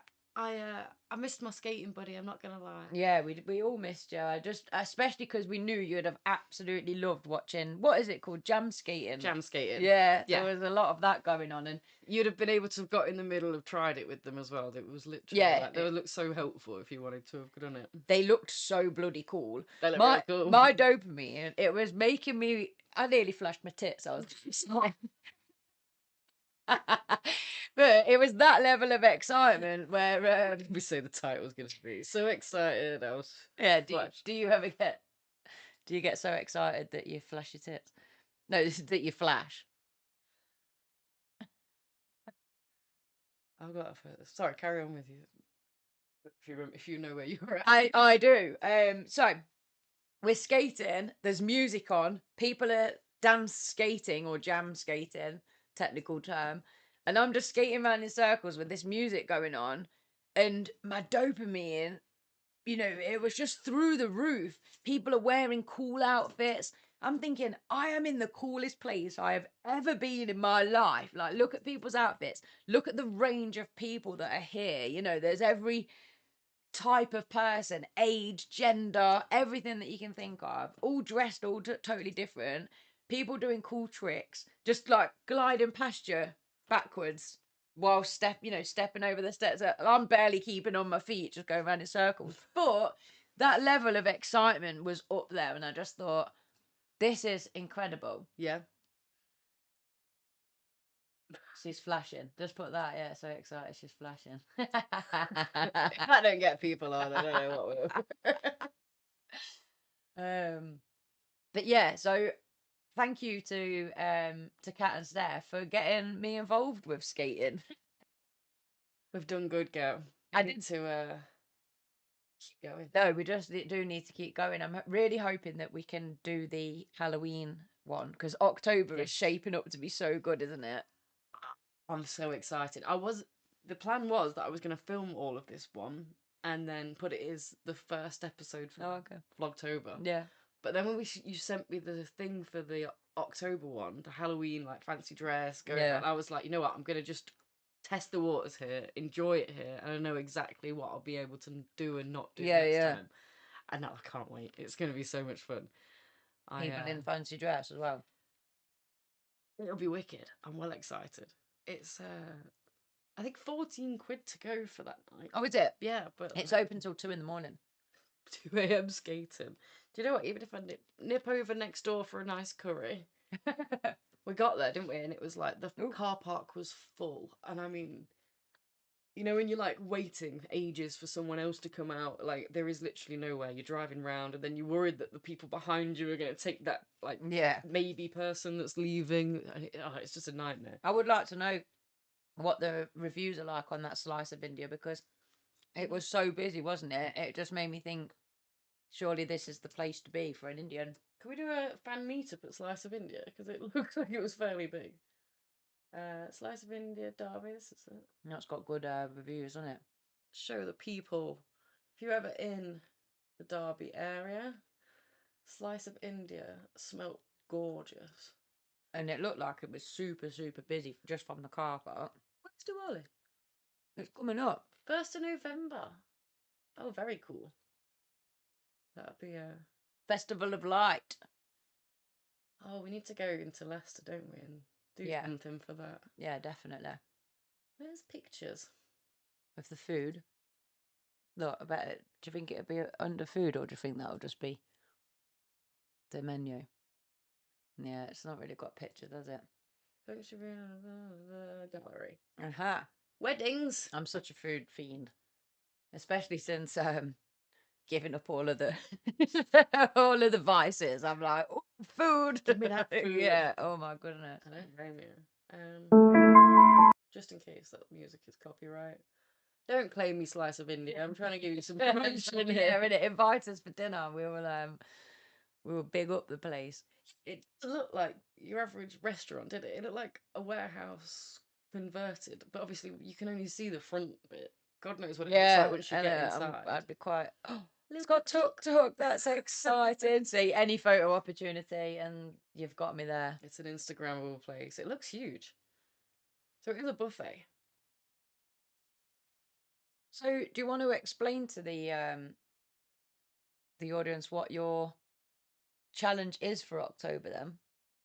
Vlogging wise. So it's exciting. Vlog a day. And if you've been here, then you'll know I've attempted this before. Christmas. And lasted a week. It's super hard though, isn't it? Trying to keep on top of things. My thing is my life's pretty boring and fun with sessions, like counselling, like I can't be like, can I just film you? No, of course not. But you say this, but you've got such a wealth of knowledge that I think if you found a way to prompt yourself to talk about a different topic each day, you know, whether you were explaining what compassion focused therapy is, or whether you were helping somebody run through a tactic for, you know, an art therapy little activity that they could do, I think you could have some really varied content that people would find fun. Yeah, it's, do you know what? Yeah, and it's about being. It's hard to put yourself out there because you're like, I know, I realise I've got this gorgeous food going on the background while I talk about the struggles of vlogging. Oh, that made Shauna jump. What was that? The music that came on? Is that what made her jump? So I thought I'd. Yeah, no, you did mute it, but it went. Oh, when it first came on. Oh no, I'm sorry, Shauna. Oh, sorry, babes.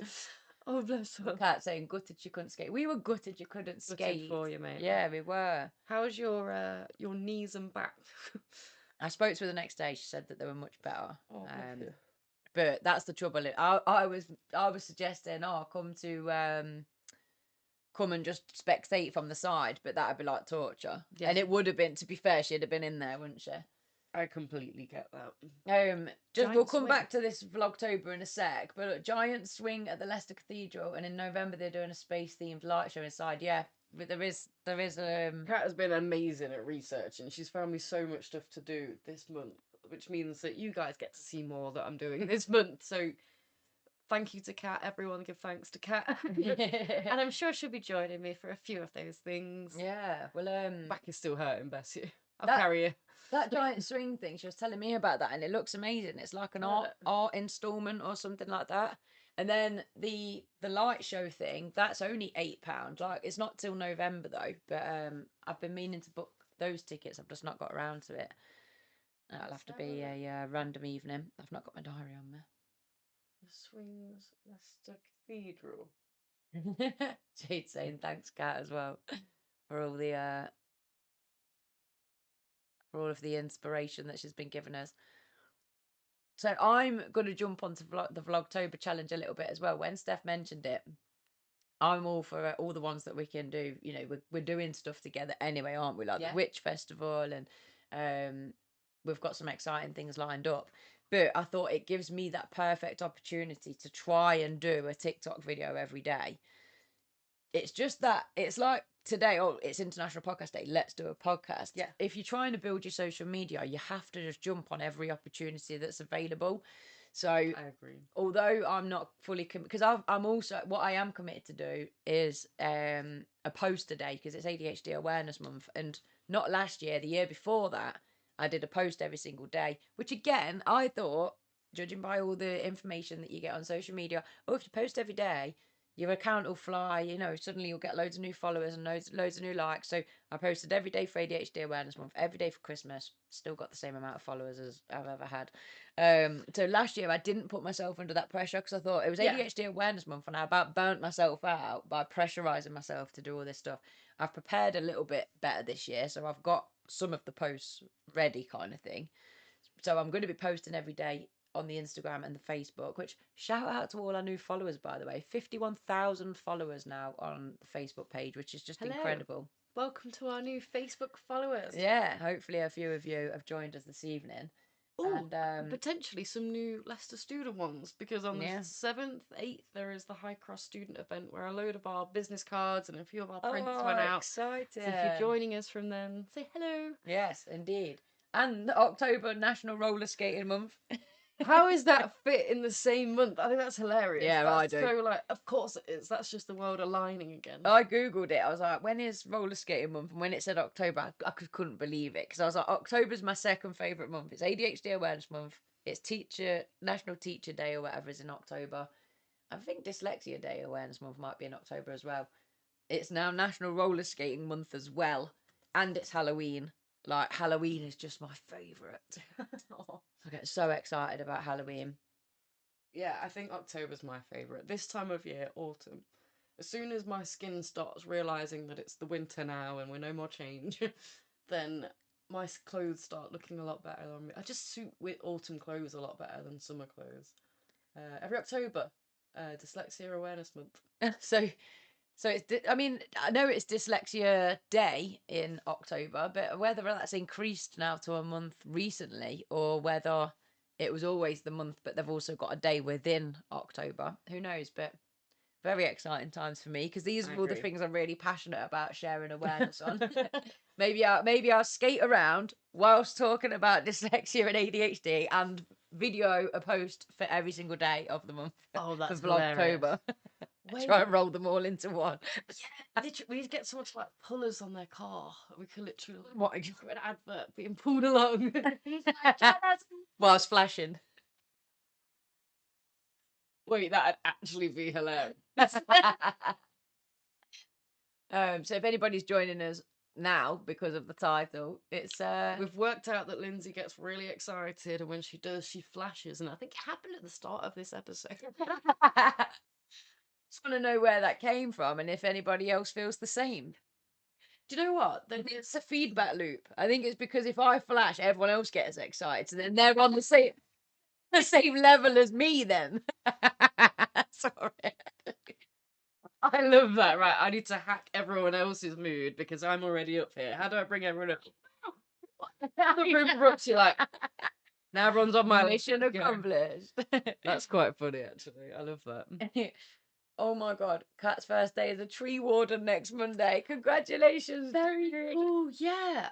You were saying I was excited to hear about that. So let us know how your tree warden's going. So this year we started really connecting with nature, going barefoot, hugging trees, all of these wonderful things. And Kat really connected and realised she's got this connection with trees in particular. And now she's become a tree warden. So that involves going around checking the health of trees, making sure that everything's reported.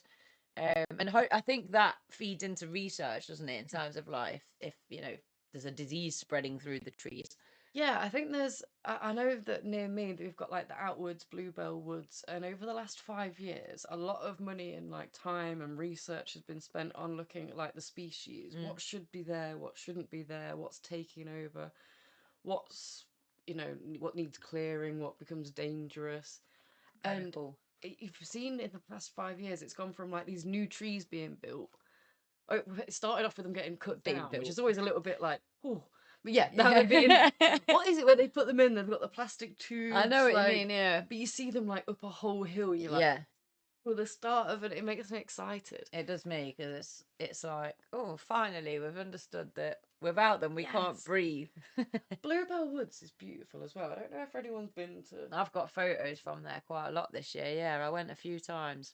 If you go at the right time of year, it is literally, you see why it's got its name. My The floor is like neon. it's amazing. But I'll be honest, when we went to what's the other woods? Holly Hayes Woods, that was full of bluebells as well. It was absolutely gorgeous. So if you are local to us, What's it called? Holly Hayes, it's Holly? yeah, and then Hayes, Hayes maybe. Oh, she's a person. It's yeah, the bluebells there were unbelievable. It was very similar. Looking the same, innit? But I really love the woods. Me too, man. Me too. We need to do a meet and greet in the woods. That's the cutest thing. Yeah. Well, next year we are hoping, aren't we, to do monthly meetups in different places so that people can, hopefully we can expand our territory a little bit. That'd be awesome. So Shauna's finding Steph hilarious. I love that. You're entertaining the masses here. I'm just that fun-loving clown that's everyone's waiting for. I don't even need the makeup. I just stand on stage, bring everyone's vibes up. And then, shout out Shauna. Hey, girl. Shout out, Shana, you absolute babe.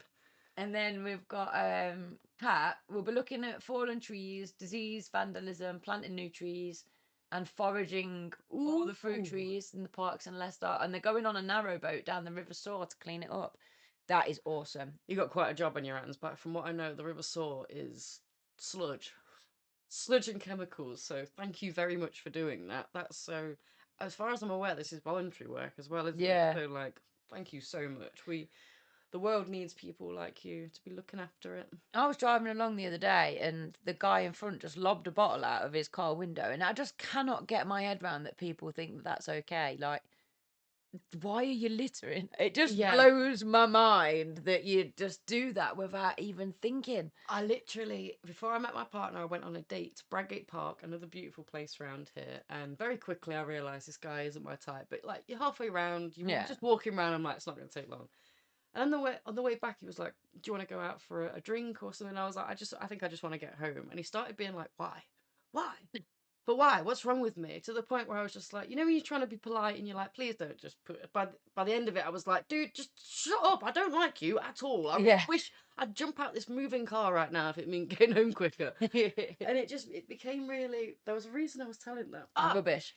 We were just walking, and he just chucked his bottle. And Yeah. I was like. And he looked at me and looked at him. He was like, it's the same look I get when like, you're not woke, are you? And I'm like, what does woke mean? That I care?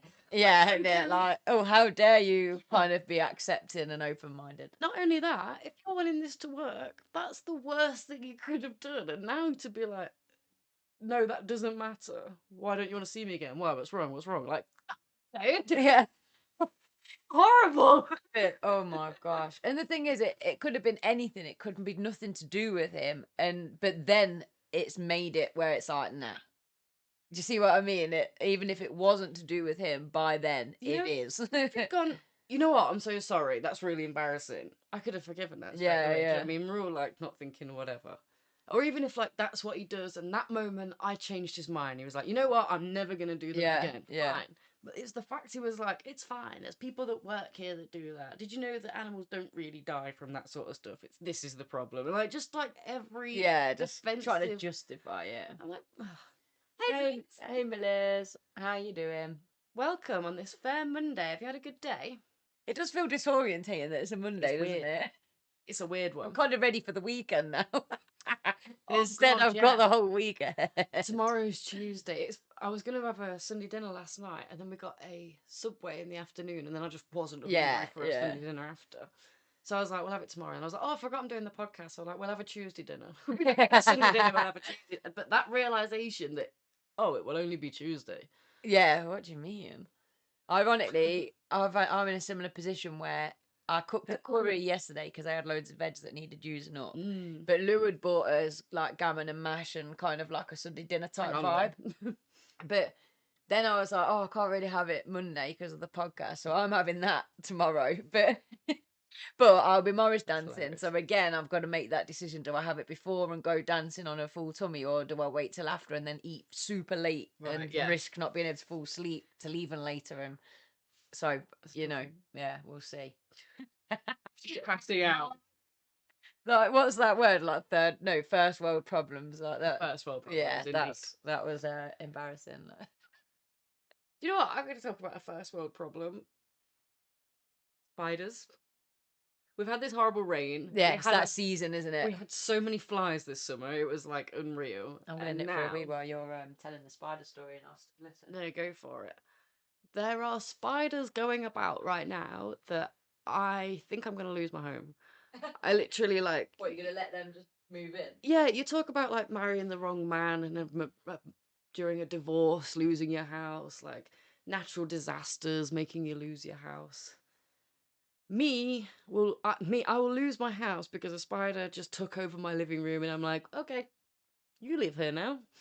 I don't live here because I just can't get them. I can't do anything about them. I was struggling last year when they were like thick enough, and now they're walking round like the size of my palm.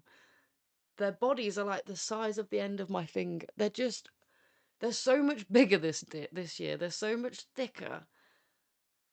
They're creeping me out. And I know this whole like they're more scared than you are of them sort of thing. And I don't believe that because it comes at me and I'm like, ah! And it keeps coming at me. And there's one in my living room right now. It came out when Nick had gone to bed. And yes, my ass did try going up there and getting him up, but he, you know, when you're too asleep and you woke up, was like, you're right. And I was like, yeah, there's a spider. And he instantly fell asleep before I'd even finished hearing my sentence. And I was like, okay. What kind of You're right, my baby. level spider are we talking about? Big one? Like, yeah, huntsman, like. Just because we have this ongoing joke that Lou will be like, there's a massive spider. And I'm like, is it actually massive though? Or is it a spider? Like, can we? It's like this. I used to want a tarantula. How weird is that? I had a hat tarantula. Yeah. Correction, my ex had a tarantula. And she was horrible. No, she was lovely. She was nice. Once I'd got over her, because she never got out. There was no holding her. It was like a goldfish. You just observed, you're like, cool, and you can leave it alone. Oh, okay. Because just because he didn't handle it from an early enough age, Yeah, it would never be handleable. But he used to he'd have these like forceps. Yeah. They're called like the tweezer things, proper long with like a worm on, and he'd like dangle it over this little hole, and I'd be like, where is it? And then all of a sudden these things would come out and grab the thing and go back in, and I'd be like, how often does she come out? And he'd be like, not that often. When she did come out, it'd be just as you're waking up, turning over, and she'd be like that against the glass, just showing all the underneath of her. Just she's like that. And my ex would be like, oh. And I'd be like, it's not a kitten, it's not a puppy. Like, it's so like. And I remember working in a restaurant, someone dropped me home, and they were saying about all these animals that I had because of this relationship. A bearded dragon. Oh, I like them. Jumping spider. She was like, I want to come and have a look in your house. It sounds absolutely mad. So I was like, please, you're more than welcome to. And she leant in, and what she saw was the lizard cage. She didn't see the spider cage on top of it. But she's leaning in dead close going, where's the spider? I can't see the spider. Looking in the... Oh my God. And I was like, be careful, because she's getting closer and closer to the point that it's like there. And she's looking down below it. Yeah. And I was like, you might want to step back, but it's the box above. And she went, what's it? And she went, ah, what on earth? And she was like, that's disgusting. And this is in my bedroom at that point. These things are in there. And she was like, oh, it creeped her out. Went downstairs to the kitchen. And she was literally about to leave, which is, you chat at the outside before you leave the house. Yeah. And the cricket started chirping Oh, yeah. behind her. And again, she's like, "What is wrong with your house?" I was like, when you see it through someone else's eyes for a second, you're like, "Yeah, you're right. It is horrible here. Why do I live here?" Don't share that screen until you do a trigger warning, because some people are going to be super scared. Trigger warning, phobia warning, arachnophobes, look away now. Skip ahead 30 seconds because it was. I can't see like the actual. It's giving me like Australian ones that are real. It was easily the size of my palm. Someone said to me once that spiders don't have a lot of energy, so when they run at you, they'll only do that for a very, very small, tiny period of time before they'll they run out of energy. But I was always like, I don't know, I don't know if I'm gonna risk it. But Yeah. when I was younger, I was not scared of them, and then all of a sudden it was like flipping a switch, and even now I don't Wow. want to be scared of them, Yeah. but they give me the creeps. And I try not to be scared. Like, I was moving some wood at the weekend and there was a spider on it, and I did just like flick it off. And if there's a spider in the house, I can get a bit of tissue and put it over and chuck it out. But they kind of make me go, ugh, even though I don't want to be bothered by them. It's so strange.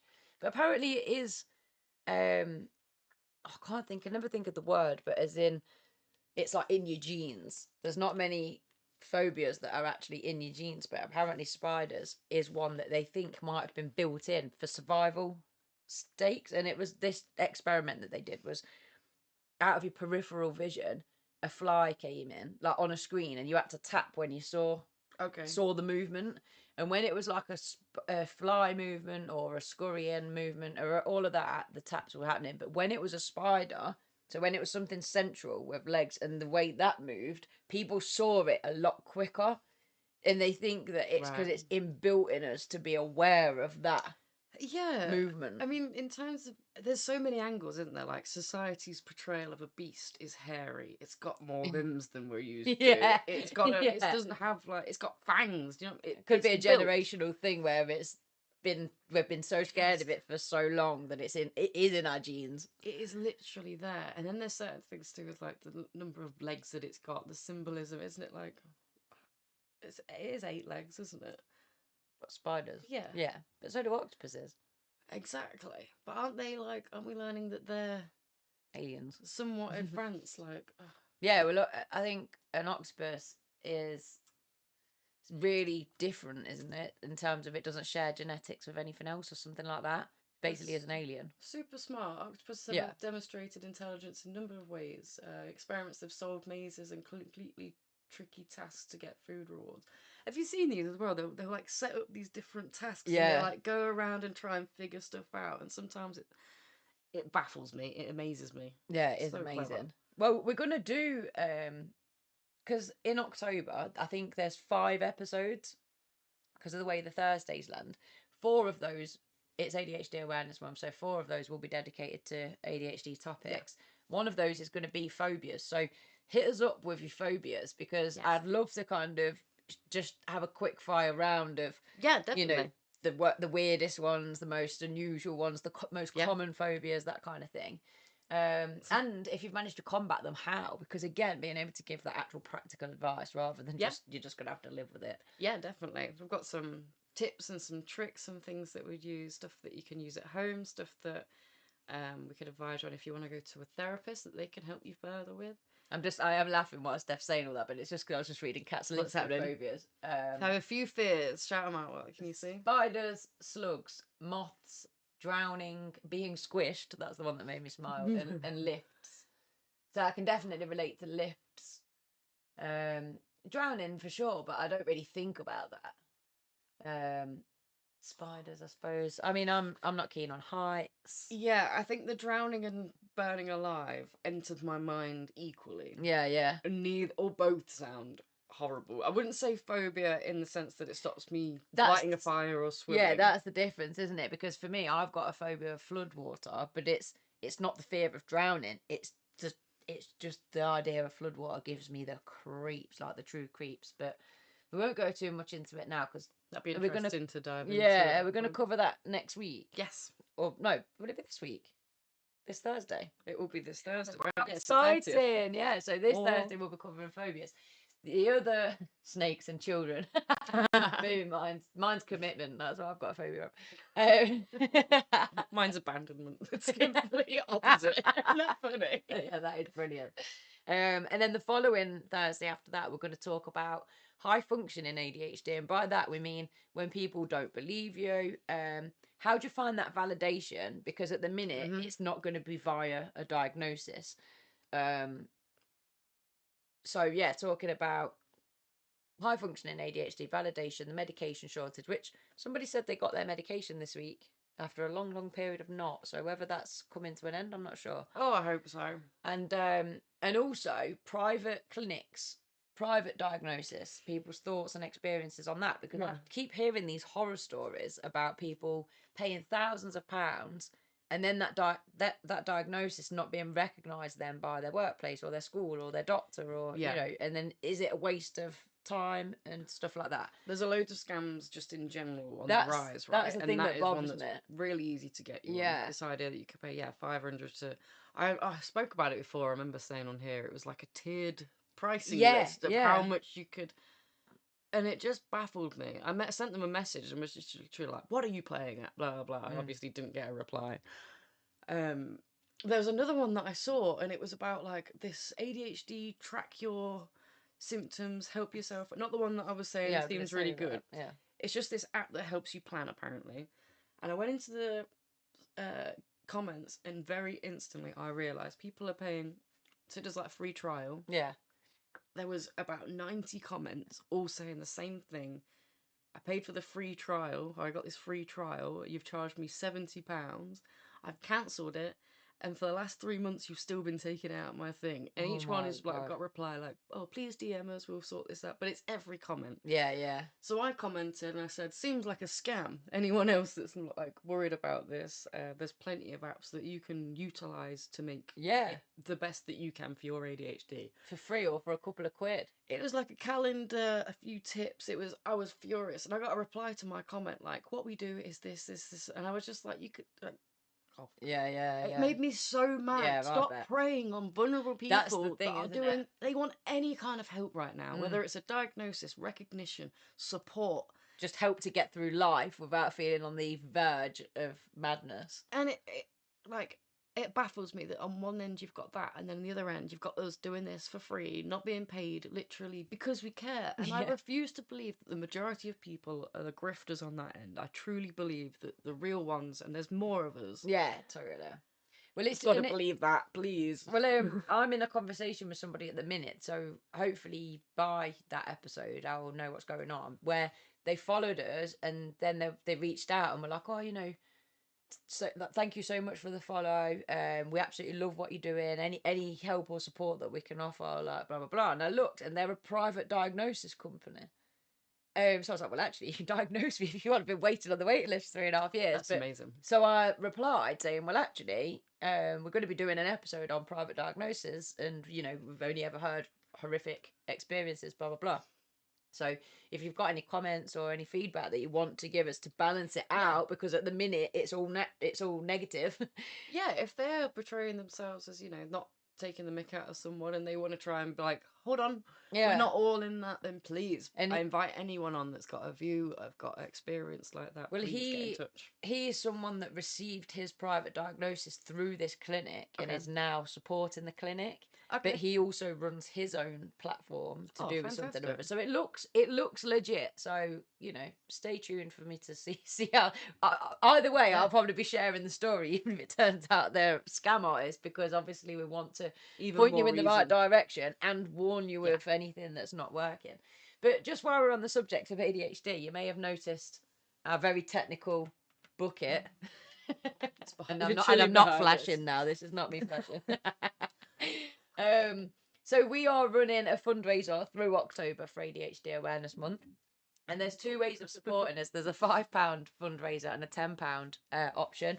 The £5 option is to personalise a shout out for us to read out live on air. That will be on October the 24th. So that specific episode will be the one where we're going through that, and that's a £5. And then there's a £10 one where you get these digital printouts, so they're like leaflets, posters.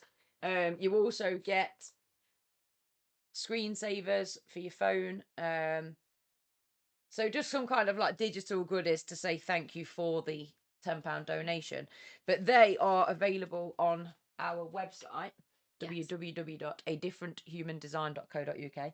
And every time somebody supports us via one of those, we're going to put a plastic egg in the bucket, so that we'll hopefully over the next, I shouldn't say hopefully, so we will over the next few weeks be getting more and more eggs in that bucket. And if you witness, that is the only two, then that just shows how hard we do have to work to get any fundraiser whatsoever. So we know not everyone can afford it, so we totally appreciate, and we know a lot of the people in the comments are signed up to our Patreon, so please, this is not ignore that as you will. It's the people that have I'm gonna say it's just if you can, if you find what we're doing valuable, and if you're in the position to do so, please do check out our website and support us. And for a £5 you can get, it will most likely be Steph saying whatever. I mean, I'll read them all out, but if there's funny ones, then I'll jump them onto Steph and surprise her. Yeah, because I've got the access. Get ready for a giggle, Shana. I'll be making you that's sure. Yeah, making me say the craziest things. I'm intrigued to see. It's exciting. I'm looking forward to it. Like I said, if it gives you a £5, then I'll say whatever. I'm pretty easily swayed like that. And I'm going to be on there like setting them up. Look, see the bank accounts. Yeah. Why have you spent all your money on this month? Like getting Steph to say like, I don't know, crazy ass things like she supports Donald Trump or something. It's flat. And I've changed my mind. I am now a capitalist. Give me money. I'll stand on you all for that. Brilliant.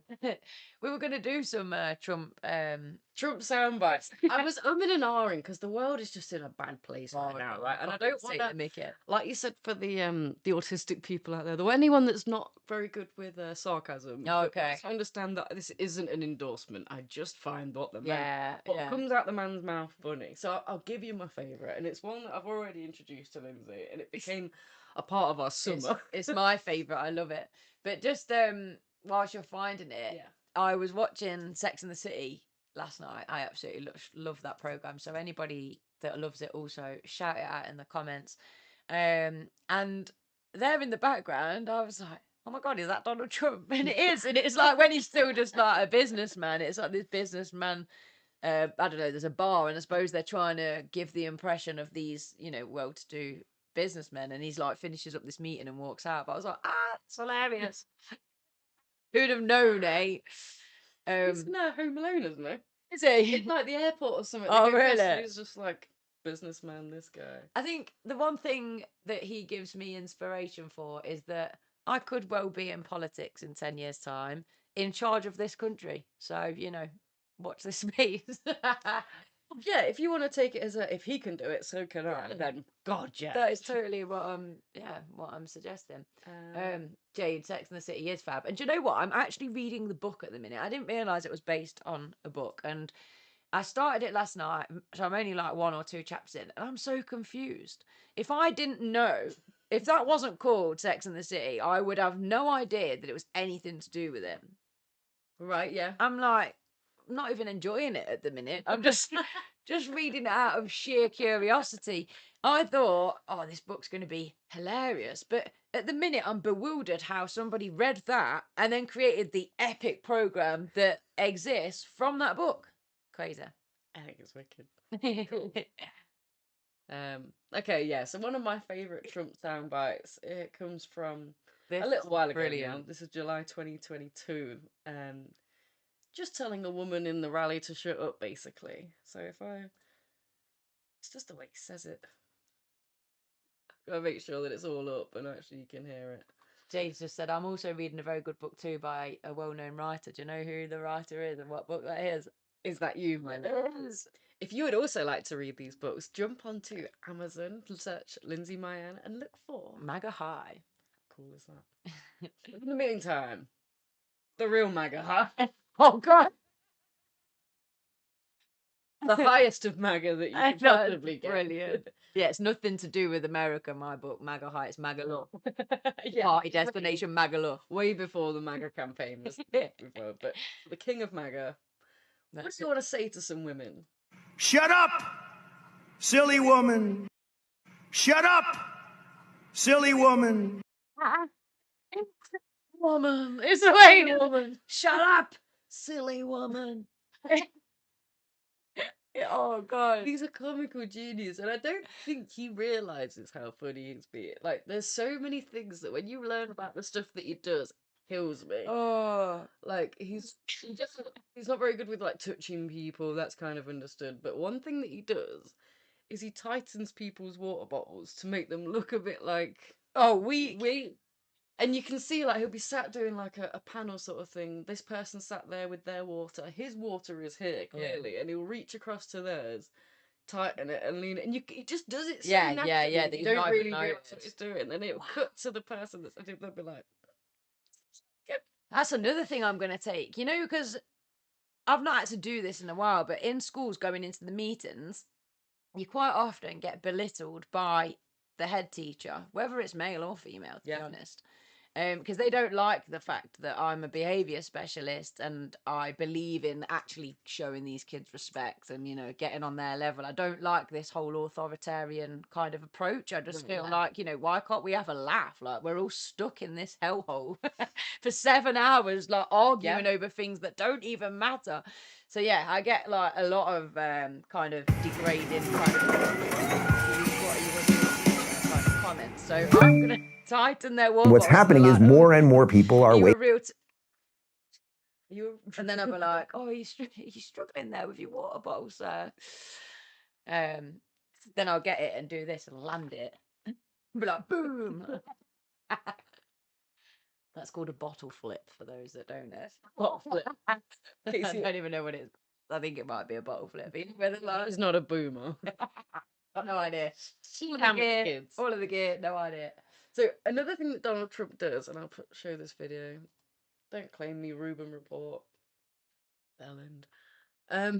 So another thing that he does, a bit of a power move, is go to shake his hand. He pulls you into him. He does it with all the world leaders. He does it with generally a lot of men that he speaks to because it catches people off guard. You're not expecting it, right? So next time you see him shake a dude's hand, watch him pull them into. I had that weird dream about him, didn't I? But he didn't do that to me. So this is, and I don't know if it's Joe Rogan's talk, because it's not our video, I don't want to get thingied for it, but this is Joe Rogan talking about when he met him, because he was like, boy, the round of applause he's getting right now is pretty staggering, and you had to imagine that's what was going to happen. Thank you, sir. All right, so first off, did you catch that last? What, like, he tried. And you had to imagine that's what was going to happen. It's hard to see because he's so slick with it. People lean over, so it's right now is pretty staggering, and you had to imagine that's what was going to happen. Oh yeah. Thank you, sir. So I'm thinking this is the second time. The first, yeah, it must Yeah, be the it's ready second for time. it. Do you know there was an interesting thing on Sex and the City where she was saying, do all adults play games? Like, in the sense that, is anyone ever just authentic and honest and upfront, or is it this constant gameplay of, you know, trying to be... Not since this hot mess of a three-way has a handshake gotten so much attention. So I made sure I purposefully left it 3 days so that, you know, why is it all this... like tactics all of the time? Can't you just be upfront? That's what the Gestalt therapy, they call this phoniness. All these phoniness forces me to be phony back. Yeah. Remember I was saying, like, say I sat here and I was just like, I'm always on time. And if you didn't want to embarrass me, you'd be forced to sit there and go, yeah, she's always on time. But really, you're looking at, and that's just a small example of what can happen. If you spend your whole life doing that, or with certain things that are actually quite important, it's hard to connect. And it's you're making me play games with you. So don't get mad when I respond in playing more games, or if I'm calling you out. And Fritz Perls, the founder of Gestalt therapy, this is what he did. Do you know what? That's more important. I'm going to show you that. What, where he he keeps calling that woman just out. the start of it, it'd be wicked. But first of all, let's see Trump shake. Well, Clocked at almost 19 seconds, this became the handshake that left the Japanese Prime Minister shaken. Start the car! But just watch his expression at the end. Videos are playing noise like or whatever, just because. I once called the handshake barbaric. Videos are doing. Really? I just muted it for me. Sorry, guys. Apologise. Sorry, Sean. Bless you. I don't need the things anyway. That was like a row the boat. Oh my god, yeah, keeps. She looked like a real div. That's his dad. Do you think Just taking the mick out of it. I mean, there's two ways of looking at it in the. It's either super clever because it's knocking your opponent off guard, or it's super insecure because you even feel the need to do it in the first place. But I've got a feeling Donald Trump isn't insecure.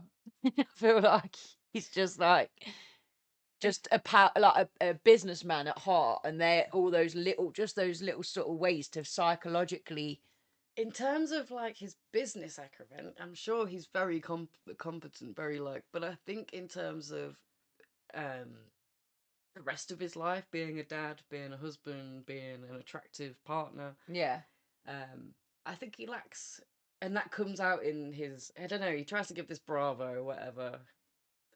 Maybe he's just that narcissistic that he doesn't understand it. But again, comes from a place of insecurity. You know, I'm the best. I've always been the best. How he is. That silly woman thing, though, reminds me. So I got a comment on one of my videos about spray painting, and it was like, why aren't you using a mask, you stupid woman? Right. And a few people had by that point said you should be using a mask to do that spray painting. So it was actually an old video that since then I had been using a mask because a few people had pointed out. And I mean, I was spraying outside at this point when they've seen it. So, you know, I was just being a bit naive and thinking, well, I'm outside and I don't really need one. But yeah, this woman was like, why aren't you using a mask, you stupid woman? Which I was like, what? Why have you even got to bring the fact that I'm a woman into it? Like, it might be a bit stupid. So aggressive for no reason.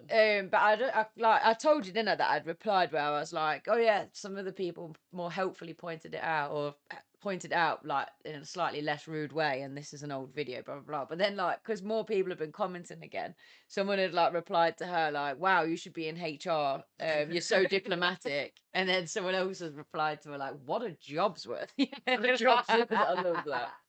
I love a job's worth. Oh, Jade thinks that Donald might be sad deep down. I agree. I think there's a lot of people walking the face of the earth that deep down are quite sad. So he just doesn't understand the meaning of life. No, definitely. And I feel like not many of us are really forced to, right? We just kind of go about life. At which point, let me shout out this little book, Why on Earth? It's quite, I think it's written in the kind of 70s, so it's got a little bit of like old-fashioned kind of values behind it, but it's really, really cool if you are on a bit of a spiritual soul search. Who wrote it? Joan Hodgson. But what she's doing is she's basically simplifying this ancient wisdom through White Eagle's teaching. And White Eagle is somebody was a medium and channeled. So White Eagle is a spirit, a transcended spirit from the other side, and they were channeled through a medium, and White Eagle is their teachings, and they teach point of living and, you know, why you're here and the rules to life and all of that. And I think there was a lot of calling for a simplified, more digestible version, and this is the book. But it's really sweet and it's really nice. I'm really enjoying it. So but it said the commonest cause of suffering is the ignorance that man is spirit in a mortal body, and that spirit is free, deathless, and as divine and living as its origin. So it's quite uplifting because it's talking about the fact that this life that you're experiencing right now is just part of a much bigger picture, and that we're all reincarnated over and over, and our soul is just all about developing itself and having these experiences, and that we're all actually the same, like from the same ultimate one source, but we're just experiencing life in our own little fragmented versions. And that, after death, we go into a state of rest and recuperation, and we reflect on what we've learned. And then when we're ready, we reincarnate again. Very interesting. Yeah. I think it's always good to find some good literature for people to look more into it if they're wanting to, because it's such a vast like knowledge subject that it's like, where do you start? Where do you not get sucked into things that are too like out there? Like, well, this person sounds like they've got some personal experience, knowledge, something that's happened to them. Yeah, but this as well talks about the cosmic laws governing human life is reincarnation, so the law of rebirth, the fact that that you are just reincarnated over and over. The karma, the law of cause and effect, and that everything you're experiencing right now is karma that you chose for yourself to develop your soul in a way that it needed to. So say if you when I keep experiencing toxic relationships, it might be because I was the one that was dishing it out last life, and that I need to understand how that felt, and I want to understand that. That's why I've chosen that for myself. The law of opportunity, so understanding that reincarnation happens, and then you're being given these circumstances to experience your karma, so you're taking those opportunities. The law of balance and equilibrium, and that so that everything is fair and just, and that the universe all pans out exactly as it should. Lovely. And just having that trust. And then the law of correspondences, so that's like the fact that when you were born, the stars, the moons, everything was all in the position that it was meant to be, and that's like kind of what's written. How it like, you know, your star signs and things like that, the correspondences. Kat's just said she wants to read it. You're welcome to borrow it after me and read it. My my boss bought it for me, so I was really pleased with that. She buys me some really cool books. And then how's the Book of Wisdom? Well, it's right here. This is amazing. This is my you've been saying 50, about £50 investment. Wow. Yeah, but is it worth every 50 of those pounds? Yeah, because it's very nice to have all my kind of it's almost like I've got quite a conspiratorial brain. Okay. I'm worried because I just saw a few Jewish things, and be careful of the Jewish propaganda and like, oh no, it's not racist at all. No, I just saw some stuff that definitely was. This is the Star of David.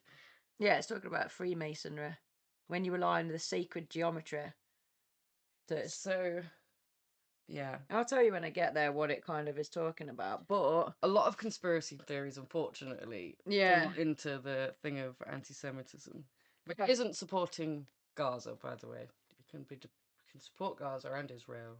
Well, this I wouldn't say is conspiratorial. It's more talking about why we're here. Okay. And the fact that it's all been covered up. Duality. I did that at university. Yeah. So it's talking about like I'm only at the chakras at the minute.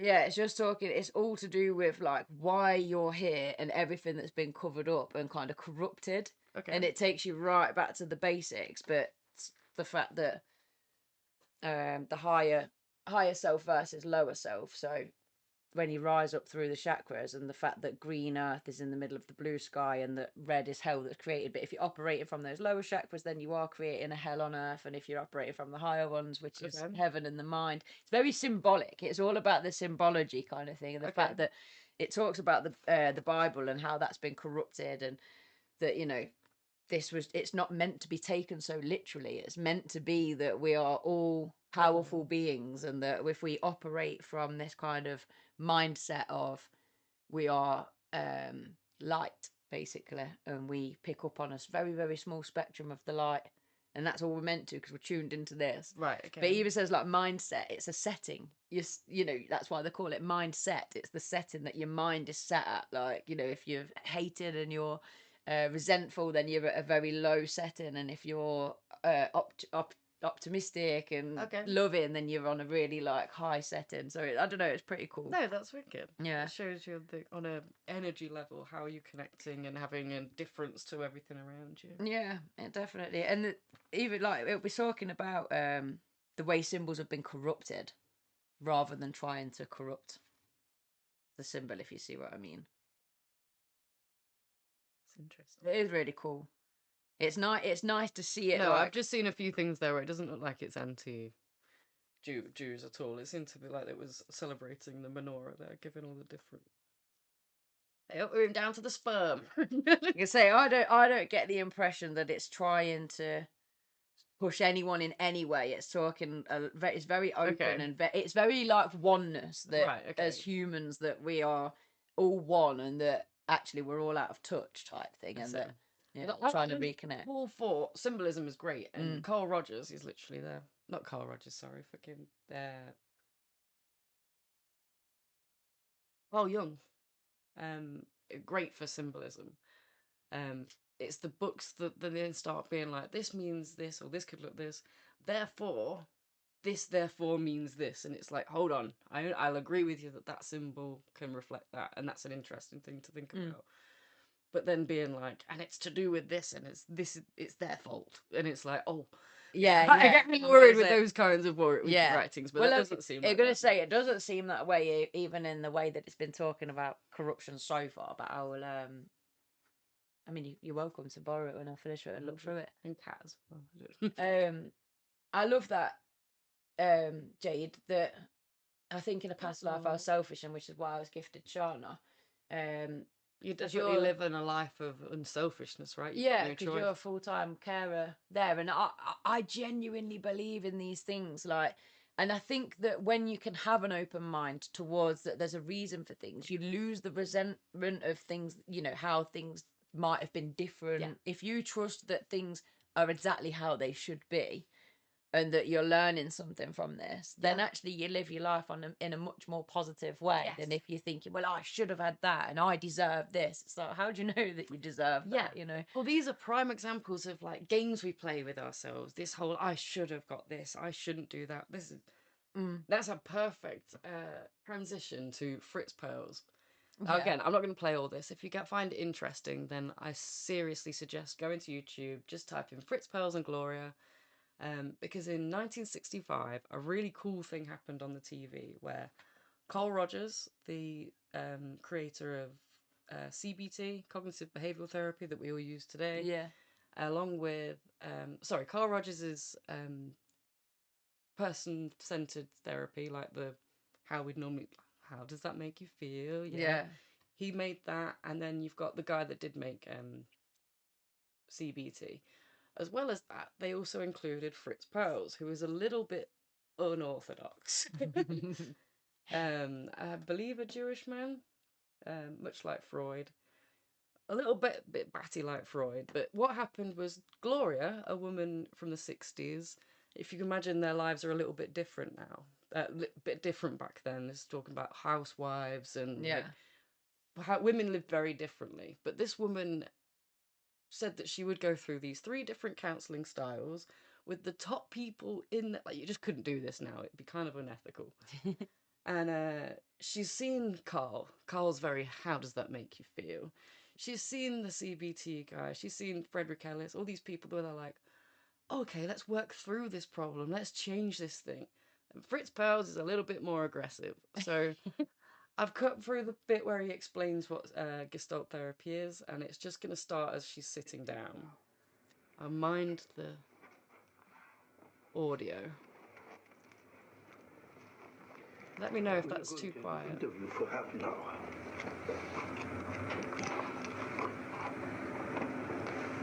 Right away, I'm scared. You say you're scared, but you're smiling. I don't understand how one can be scared and smile at the same time. And I'm also suspicious of you. I think you understand very well. I think you know that. He already knows his style is aggressive. I laugh or I kid to cover up. But do you have stage fright? I don't know. I'm mostly aware of you. I'm afraid that.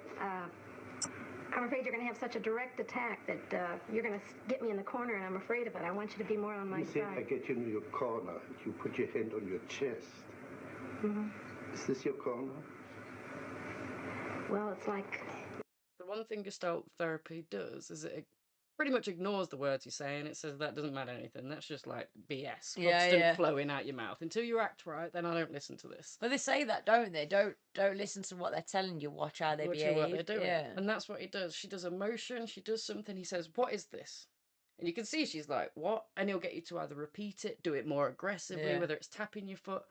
And you can see it like switches her, and she thinks that you're like trying to catch her out about something. So he's brought up this. What is this? Like I'm afraid, you know. Where would you like to go? Can you describe the corner you like to go to? Yeah.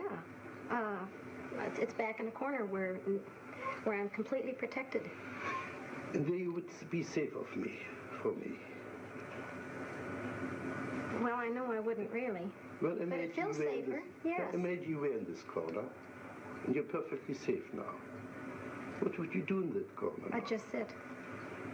Just sit? Yes. No. How long would you sit? I don't know, but this is so funny as you're saying this. This reminds me of when I was a little girl. Every time I was afraid, I'd feel better sitting in a corner. Okay, you're panicky. Are you a little girl? Well, no, but it's the same feeling. Are you a little girl?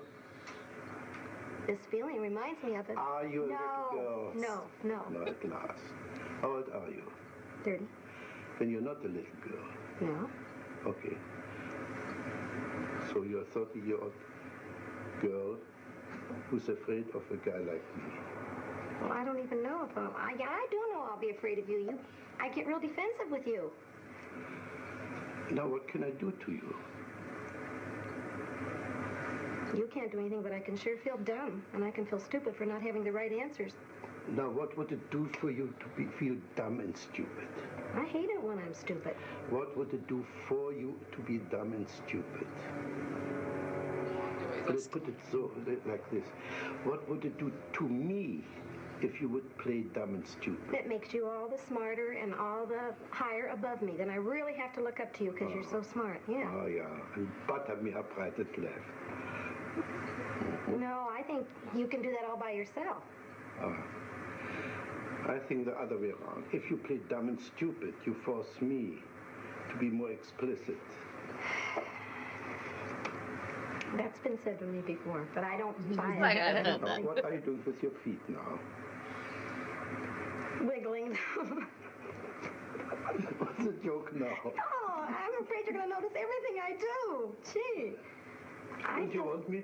I want you to help me become more relaxed, yes. I don't want to be so defensive with you. I don't like to feel so defensive.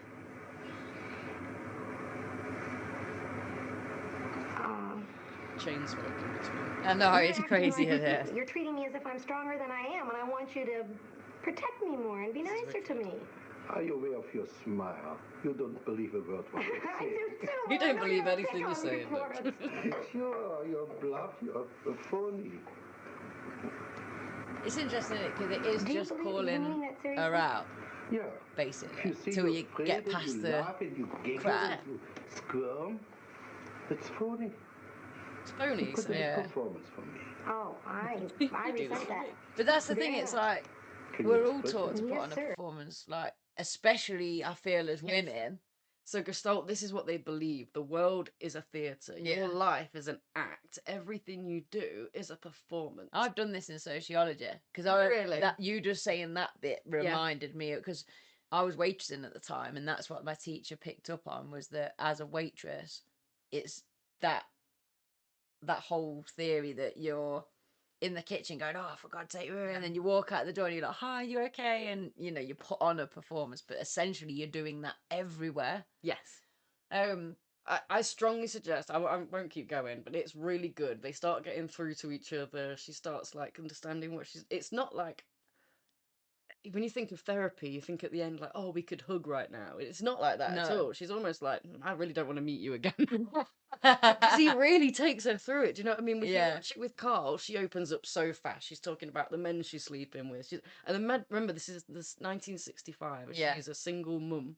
The idea of being not monogamous like this and a little bit too out there, you're considered a devil to some men. Yeah. So she really like, you know, how these other therapists can bring her out of her shell and really get to the core of it. And Fritz is like, I just want to focus on the BS that you're presenting me in the here and now. I don't care about and everything is, you know, it's make-believe. It's a theatre. So she says, you just want to feel big and clever. Oh, you know, you want to make me look dumb.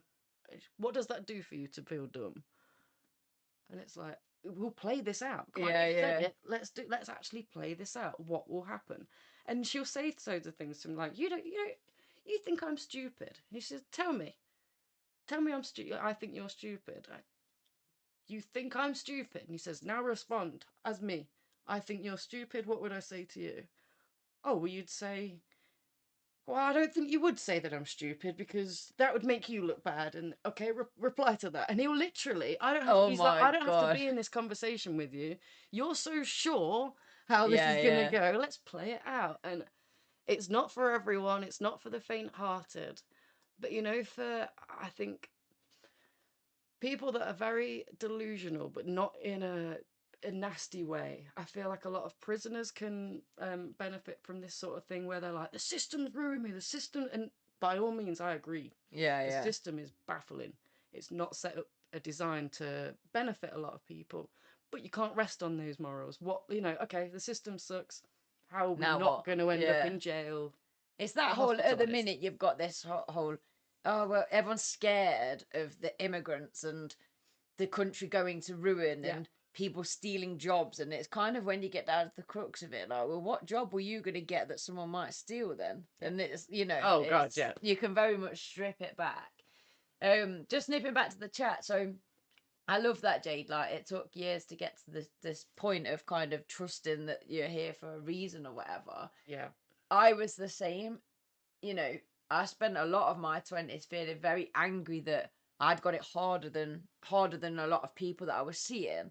But then when I switched that perspective, I've not, you know, I've got it so much easier than such a high majority of the world. Oh, wow. Yeah. So it's this perspective Yeah. change, and then just having that trust that, well, if it is hard, it's meant to be. There's a reason for this. You learn it. What's this trying to teach you? Yeah. You know, what's the lesson from this? And it's not. Sometimes you are drained. You're like, I don't, you know, I just want to be negative and eat a load of chocolate and cry. But No, yeah. that's life. I fully get it. And I feel like I set my Instagram up to literally help me with that. I could easily like just look at trash, that like drama that gets me riled up, but I find these accounts and I make sure on a daily basis that I go on them so that it shows me them. Nice. And it was the homeless lady that I showed you, that Yeah, she feeds yeah. the homeless.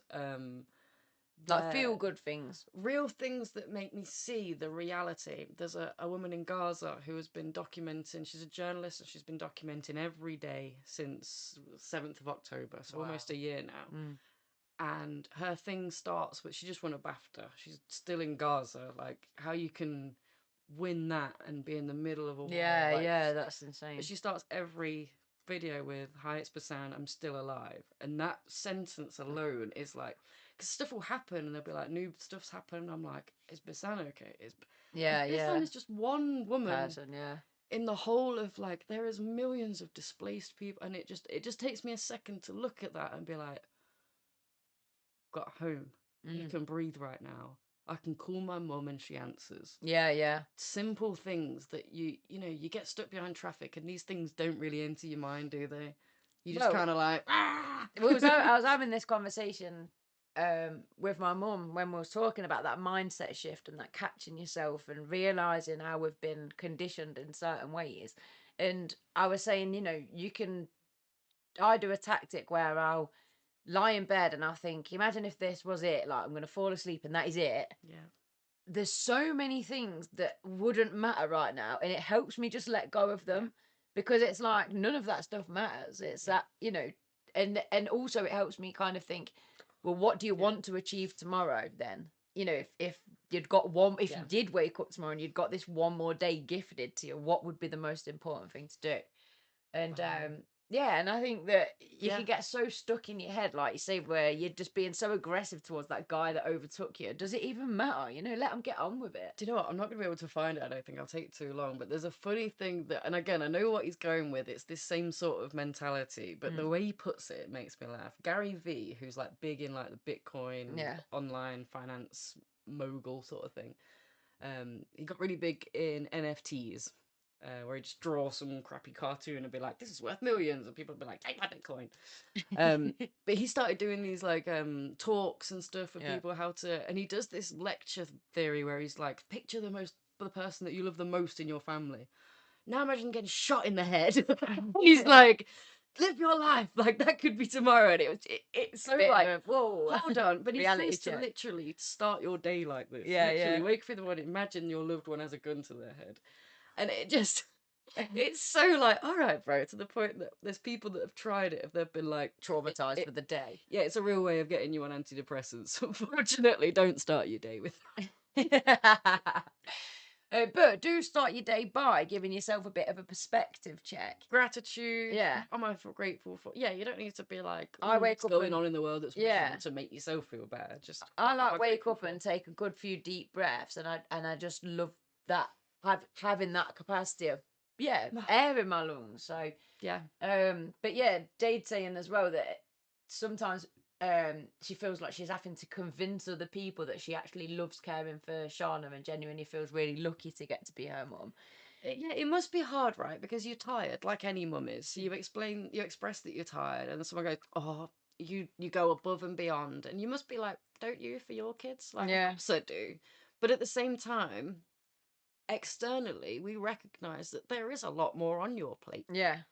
Therefore, that idea of like, it's not like how could you? It's like, thank God you're in this world. That's the way I see it. Well, and that is lovely. And all I was going to say as well is just remember, if people are ever negative or kind of, giving that eyebrow raise when you say, no, I genuinely love it. And they're like, they are just projecting their own insecurities and their own fears. It's And a bit of a self-report, isn't it? well, Just like, how okay. I see it is, well, that's why you've not leveled up to that yet. Yeah. You're not ready to be in that position where you'd have to give yourself so selflessly to care for another person. So, it's other people's attitudes can sometimes make you really grateful for your own.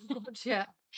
And, Oh my word, and yeah. then Lou as well. I spent way too much energy being angry at the knobhead driver for cutting me up. And you're right, it's so not worth it. And this is the thing, for the ADHD brain, it's such a reward to lose it sometimes. Yeah. And it's checking yourself and remembering I am worth more than expelling all that energy. Yeah. It's waste. Like, And by not giving them your anger doesn't mean that you are telling yourself or setting to the world that you're a pushover. no, It's showing that you can you understand. bring yourself above the emotion, Yeah. above the noise, recognize why you're feeling that. But it's hard, right? Especially when it is something like driving, because it's specific that it triggers your sense of safety. Yeah.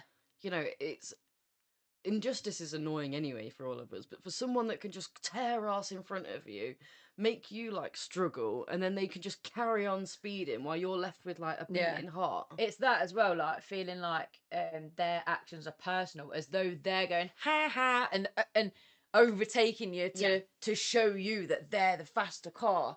But that for me is like that rejection sensitive dysphoria where we shouldn't feel so powerfully strong about that, but we do, which is why we are triggered by that. Of course. But I think it was in that book, the Book of Wisdom, it says emotion is the word energy in motion. And it's like that movement of energy. So when you are feeling an emotion, you are projecting energy. So Right. it is very true that if all you're putting out into anger into the world, you're actually manifesting a very hellish world around you. Yeah, I mean, it kind of creates that immediate world around you, right? If you're looking at stuff through a certain coloured glasses, then everything is going to be tinted to that certain way of thinking. And yeah, there's no way of like, how can I improve life if you're going to spend it looking at it negatively? Yeah. Like, you could have the best things happen to you, you're still going to be picking on those few things. I try to, because I was the person that would take everybody's driving so personally. And now how I try to see it is, like, if I'm driving along and there was someone erratically trying to overtake the other week. It was gridlock traffic and I was coming down the slip road and this car, he was shunting right up to the car in front to desperately not let me off the slip. Bear in mind, everyone's at crawling speed and it's just that's where I'd matched up. In my head I thought, whatever mate, I'll just wait for you to shunt by and I'll just go in behind you. It really doesn't bother me. But as I'm thinking, oh, what an absolute moron, well, I'm thinking I actually pity you that's how desperate you are. Like that is the state of your life, that you don't want to let me in front of, even though that car's let that car in and that car, and it's just the natural order, but there's something that's that insecure about you that you can't possibly let my car in. Fine. You're almost like, how dare you be another human being? We all get to be good, surely. Yeah, but the thing Respect is, me, for fuck's sake. and that's the thing, and it's very easy to be like, oh, what, you're not gonna let me in? Yeah, you're not gonna. Respect me. Yeah, but as I'm thinking, mate, I cannot believe how sad you are. I'm so glad I'm not that sad. I'll just wait to go behind you. We're all going at the same speed. As I'm thinking that, this guy comes flying off out of the traffic behind me, starts trying to overtake me on the slip road, like really like aggressive. Like, you can't believe the aggression at 2 miles an hour. Your brother's already stopped me, and And you're I'm in. thinking, it's kind of scared me to go forward, 'cause I swear I thought he was going to smash into my car. I thought, what on earth is going on? But then I don't know whether he hadn't realised that it was a slip road, because then he's like obviously realised, God, now I've got to get back onto the road. He was like in Oh, this of course, desperate yeah. hurry. I mean, the traffic was at a standstill. Oh my God. But because of what he had done, this guy then had no choice but to let us both in front. So then I quite liked it, because I was like, even though this guy is being an idiot in his car, he managed to then shove us both in front of the guy that was so desperate for me not to get in front of him. And It's moments like that I want little party poppers in my car. Just as Yeah. I'm going past, just time it like, ooh, party for me and you. But again, the guy that was behind that was driving like an absolute tosser, I just thought, there's something not right in your life that You're not right in your head, mate. yeah. And I just have to think, wow, isn't it amazing that I'm at such peace in this traffic? The fact that I'm not getting home anytime soon, and yet I still feel this lovely peace and no need to be aggressive or selfish towards other human beings. And that's what I'm going to hold on to, the pride that I'm that person, not the injustice of how you're behaving towards me. And that's how I've switched it, just in case anybody needed I would have blown him a kiss. I know this is the thing. Sometimes my behaviour still gets the better of me, and I can't help but that little like ha ha. Well, sometimes, because I think that goes into the into category of humor, right? Where you can take things off, not suppress it, but just deal with it in the here and now Yeah. with humor. And as long as you are doing that in the here and now, and not just like for days later. Yeah, I felt really guilty recently as well, because there was another similar situation. I was coming off where I park on that other house, so I was coming off that little road into ongoing traffic that was going really slow, and I'm like, for God's sake! And then there was a bit of a gap, but the taxi driver like sped up to like close that gap, and they were only going so slow anyway. It's like so easy for somebody just to flash me out, and he, like I say, sped up to close this gap, and I went, oh yeah, cheers mate, like that. And he did. I don't think he realised I was being sarcastic, and he was like, yeah, like, stop that. Then realised I'm going, yeah, nice one. And then I felt really guilty, because I thought that was horrible of me, actually, even though it was horrible of him to do what he did. But then And if you did it as like a high five, and someone's actually gone to be like, oh, yes. But I think it was like bad enough, and I felt really awful. But then I was allowed on out there, because the car behind me probably didn't want to get the sarcastic cheers mate as well, so he let me on. And then the taxi driver, there's like a pub up ahead, and there was a girl waiting to come out, and he actually held back and flashed her out, and I thought, oh, okay, my little sarcastic thumbs maybe up. part of him's been like, I need to show the car in front that I'm not. And the car was coming, I was already getting ready, I was already extending my gap to flash her and let her on, but he did, and I thought, okay, so he was probably just not thinking straight, you know, in a bit of a world of his own, like, you know, rushing. He's a taxi driver, he's probably on a job, so, you know, he would just and then my horrible sarcasm made him think, actually, yeah, I should have let her out, and he let the next person out, so it did its trick. I always have that thing where, like, I'll thank someone, and then a part of my brain worries that the sun was covering the reflection. Yeah, what and if they didn't see me? And they're driving off being like, cheers then. But again, we shouldn't give, because I used to do that as well. I'll give in, and I'm like, yeah, cheers then, when they don't say thanks. But then I think, just give way for the sake of being nice. Don't give way for the sake of having a thanks. But it's easier said than done, in it, when you've blatantly gave way to someone and they just stare at you as like, oh right, you know, I'm gonna just like acknowledge the fact that I've just allowed you to do that. I've got that video of, I can't remember if I posted it or not, where I'm literally just driving around near my house, and as I'm like talking to the camera, someone like goes past me, I'm like, oh, thanks then, as if to be like, that's how you do it, and they just didn't care. Yeah. And you can see me in the moment realise, oh, this is a me problem.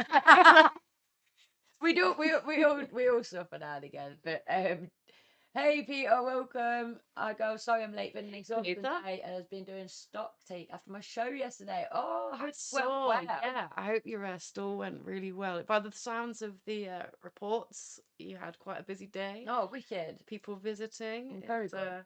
I'm yeah, glad. go and visit True Vibes Clothing, people, if you want some cool alternative fits. Yeah, certainly do. And Jade, humour is life. It certainly is. You know, always try and laugh it off first. It's Yeah. definitely I couldn't tolerate Donald Trump if it wasn't for the shut up, silly woman. Do you know what really got me actually when we went to that Macmillan coffee morning, and that man came over to chat to Francis, and then he went, "You left your bin on top of your bin," and she went, "Yeah," but she went, "Oh, I left it there on purpose so that I didn't have to do 2 trips," and he went, "Oh, I thought, stupid woman," and I thought, it's been playing on my mind since that I didn't just go, "That's a bit rude." Why didn't I say it? I kind of just gobsmacked laughed, but I wish, why didn't I say, all right, that's a bit rude, I mate. know what you mean. You just assume, like, because they're neighbours, they know each other, that's that. And she did just laugh it off, but still I thought, no, that's not on. When he said it, I was expecting to look at Uppin and he's like laughing with her. Yeah. He still looked quite like stern, like stupid whoop, as if like keep that bit in your head. Yeah. It was like unnecessarily aggressive. And I thought, and again, it's like, you can sell your silly sausage or whatever. Yeah. Like, oh, what did my student said the coolest weather been? You Wally. Like, You Wally. yeah, Love like, that. that is such a nice kind of, oh, you Wally, stop being a, like, because I say to my students sometimes, oh, you dipstick, and I didn't realise how offensive a lot of them find. But I think that's quite a cute, like, dipstick. Yeah, like, stop being a dipstick. They hate it. But they know I'm joking. But yeah, when he said that, I just thought, you stupid woman. It really angered me. Nick's got one recently, and he keeps saying it, and he's like that. He's so proud of it. He's like, that cuts deep, doesn't it? And it's something like not mongoose. It's something. Not Mongol. No. Oh, if you watch him, Put it in the chat. In the chat, it makes me laugh. But he's literally like, it's like absolute something like spunk monkey or something. Yeah, it's not yeah. that, but the way he says it, and it does kind of hit well. It's like kind of like the CUNT word. Where it's kind of like Judge Judy when she goes, "Are you an idiot?" And it's not a bad word particularly, but actually it's way more cutting than it's a sharp word. Yeah, and it's like those like, and the is and the. It's Like- meant to be like, you idiot. Yeah, because I try and say that to my students sometimes. You don't actually, swearing can make you sound far dumber. Like if you can give somebody what for without swearing, Yeah. sometimes that's actually more harder hitting. Because like Yeah, we'll do complaints and they're like, "Oh, I just tell them to F off," and it's like, yeah, and then they'll just shut down and think, "All right, they're just a moron, are they?" But Have you heard kids swear as well? It's funny. They do that weird pause where they know they're not supposed to be swearing. And they do that yeah. for years after becoming like an actual adult and allowed to swear. You can see that like there's still, my grandma must be one of them where if she said like anything profound, like what is it? Profanity. profane, yeah. Yeah, she'd do. Yeah, She'd react. it just come out unnaturally. Someone had a mug that made me laugh. Something like spew profanity. I love that they have little lights for cars like middle fingers, thank you, and wanker. But I've always thought that I'd quite like a little light that would just display what I needed it to say as I was driving. Yes, I've always thought the same. Or you can like throw messages to other cars like, "Yo, you're well fit." Yeah. Oh, I like your hat. Where's it from? Yeah. Or like, Message me. your lights out. Yeah, like that headlight. Weird. That was wicked. Simon. Oh, sorry. This is it. I do not speak profanities. I enunciate them like a thing lady. I like that. Like, yeah, I don't spew it. I say it nice and clear. So you know exactly what I'm saying. You heard me. And True Vibes Clothing, have you seen my video of me doing my pink hair? No, I've not. I'll tell you what. I have actually. Have you? I've not actually been bleached it keeping up and very then. well. Do you know what made me laugh? You were like, put the bleach on, That's and you were like, and then I used my fingers because of my, and I was like, why don't you do that with the bleach as well? I'm It's got intrigued. some funny bits in it, but I've not seen it. I'll take a look after this for sure. That is funny. I I wish I had short hair because the whole dyeing process just looks a looks lot so much quicker and more fun. easier. Yeah, he's got it in Yeah. his fingers and he's just been like, yo. The Vaseline trick as well. It's a good one. Yeah, I have heard that, but again, I'm just too slapdash to do things like that. Just get it on. As quick as possible. I used to do it, then go sleep, and then wake up, and just from sleeping on it, my whole under fringe would be like this colour, like Peter's hair. I've really enjoyed just going back natural and not having to kind of I need to do my hair, blah blah blah. It's been such a kind of load off of my mind during a bit because this is like quite a busy time of year anyway with ADHD Awareness Month coming up. There's some wicked hairstyles and hair colouring. I saw some lovely like rainbow effect. You know when they like do different things going down, but then when it's dried, it just looks like. Yeah. I don't know. I think it was because the start of this. Yeah, I'll show you the thumbnail. I did an accidental really good effect years ago. I plaited my hair and then slapped like mermaid green, pink, all different colours over the plaits, and then took the plaits out and literally looked like a mermaid tail. And like Lou had sat watching me do it in the flash. She was like, "How have you just pulled that out the bag? That looked like it was going to be such a mess." I was like, "I don't know. It was sheer experimentation, and it worked. Doesn't always work." I love the experimenting when it works. Let's go. Yeah, so it's just the thumbnail where I'd added some pink light to the side to match yours because of just the picture of the microphone. But on mine, there's like blue down the side. And I was looking at it, I'm like, whoa, blue underneath might be quite cool. Like a blue flash. I want to get my hair cut anyway because it's way too long. Oh, that'd be cool. Yeah, some bluey, greeny, or like I'm thinking of like a mix, like instead of just rainbow, different blues and greens underneath. But again, I like doing that, getting the different shades and then just putting like it all just different bits, and then when fun. Because I did different pinks and orange ones, and I looked like a tutti frutti, but I loved it. The tutti frutti, Shout out tutti frutti. Yeah, the fruit salad, not a fruit I look salad. like the fruit salad. Shout out fruit salad. It is. I would like to shave it one day, Jade. I think that's probably on my bucket list. My head is going to be the bumpiest mother effing head in the world. I can feel it. Actually, that's a good point. I don't know. I don't think I'm a cute bald. I feel like I've got a bit too much of a pea head to do that. I have one of them, like, I don't have a hook. And I know, like, some people are like, oh, my head's got, like, the hook at the back. But I feel like mine's too flat there. Just like my face would look crazy. Because my face is kind of flat too. I'd just be like, yeah, you rock it, Jade. Not all of us can bloody do that. Oh. No, you got a sexy head. Yeah, I'm gonna say it does really suit you, Jade. You look wicked. Yeah, you do. And Pete having to do his hair every 2 weeks, it is exhausting. That's the trouble. It's like you feel like you're just on top of stuff, and then it's like, yeah, but I'm gonna have to start all over again. You guarantee like when you need to do it compared to like when the next thing you need to do something is. You're like, should I do it now? Yeah. Wait till then. Yeah. And you're like, well, I need to do it. So you do it then, and you have to do it again by this time anyway. Or you like, should I just go with it? I even kind of get like that with socializing. It's like I've got such a broad group of friends, and I'm like, I'll see all of them in turn, and it will take me a span of kind of 6 weeks of meeting up with that person, meeting up with that person, meeting up with that person. And then I'm like, yeah, and then I'm like, oh, I've got to start from the beginning again. Seeing that person. Like, I've not got time for all of this. How do you do it, guys? How do you socialize? How do you do everything that you're meant to do? It's just crazy. I know, so I have a pea head. You've got a very pretty pea head, Jade, so you definitely suit it. And you've got them big, gorgeous eyes as well, Jade. I think that always helps a woman when it comes to. There's a makeup artist I think she's from Leicester. She was involved in Harry Giorgio's most recent video. Oh yeah, she was on one of the t-shirts, wasn't she? Tate Ford, yes. See if I can find her. She is gorgeous.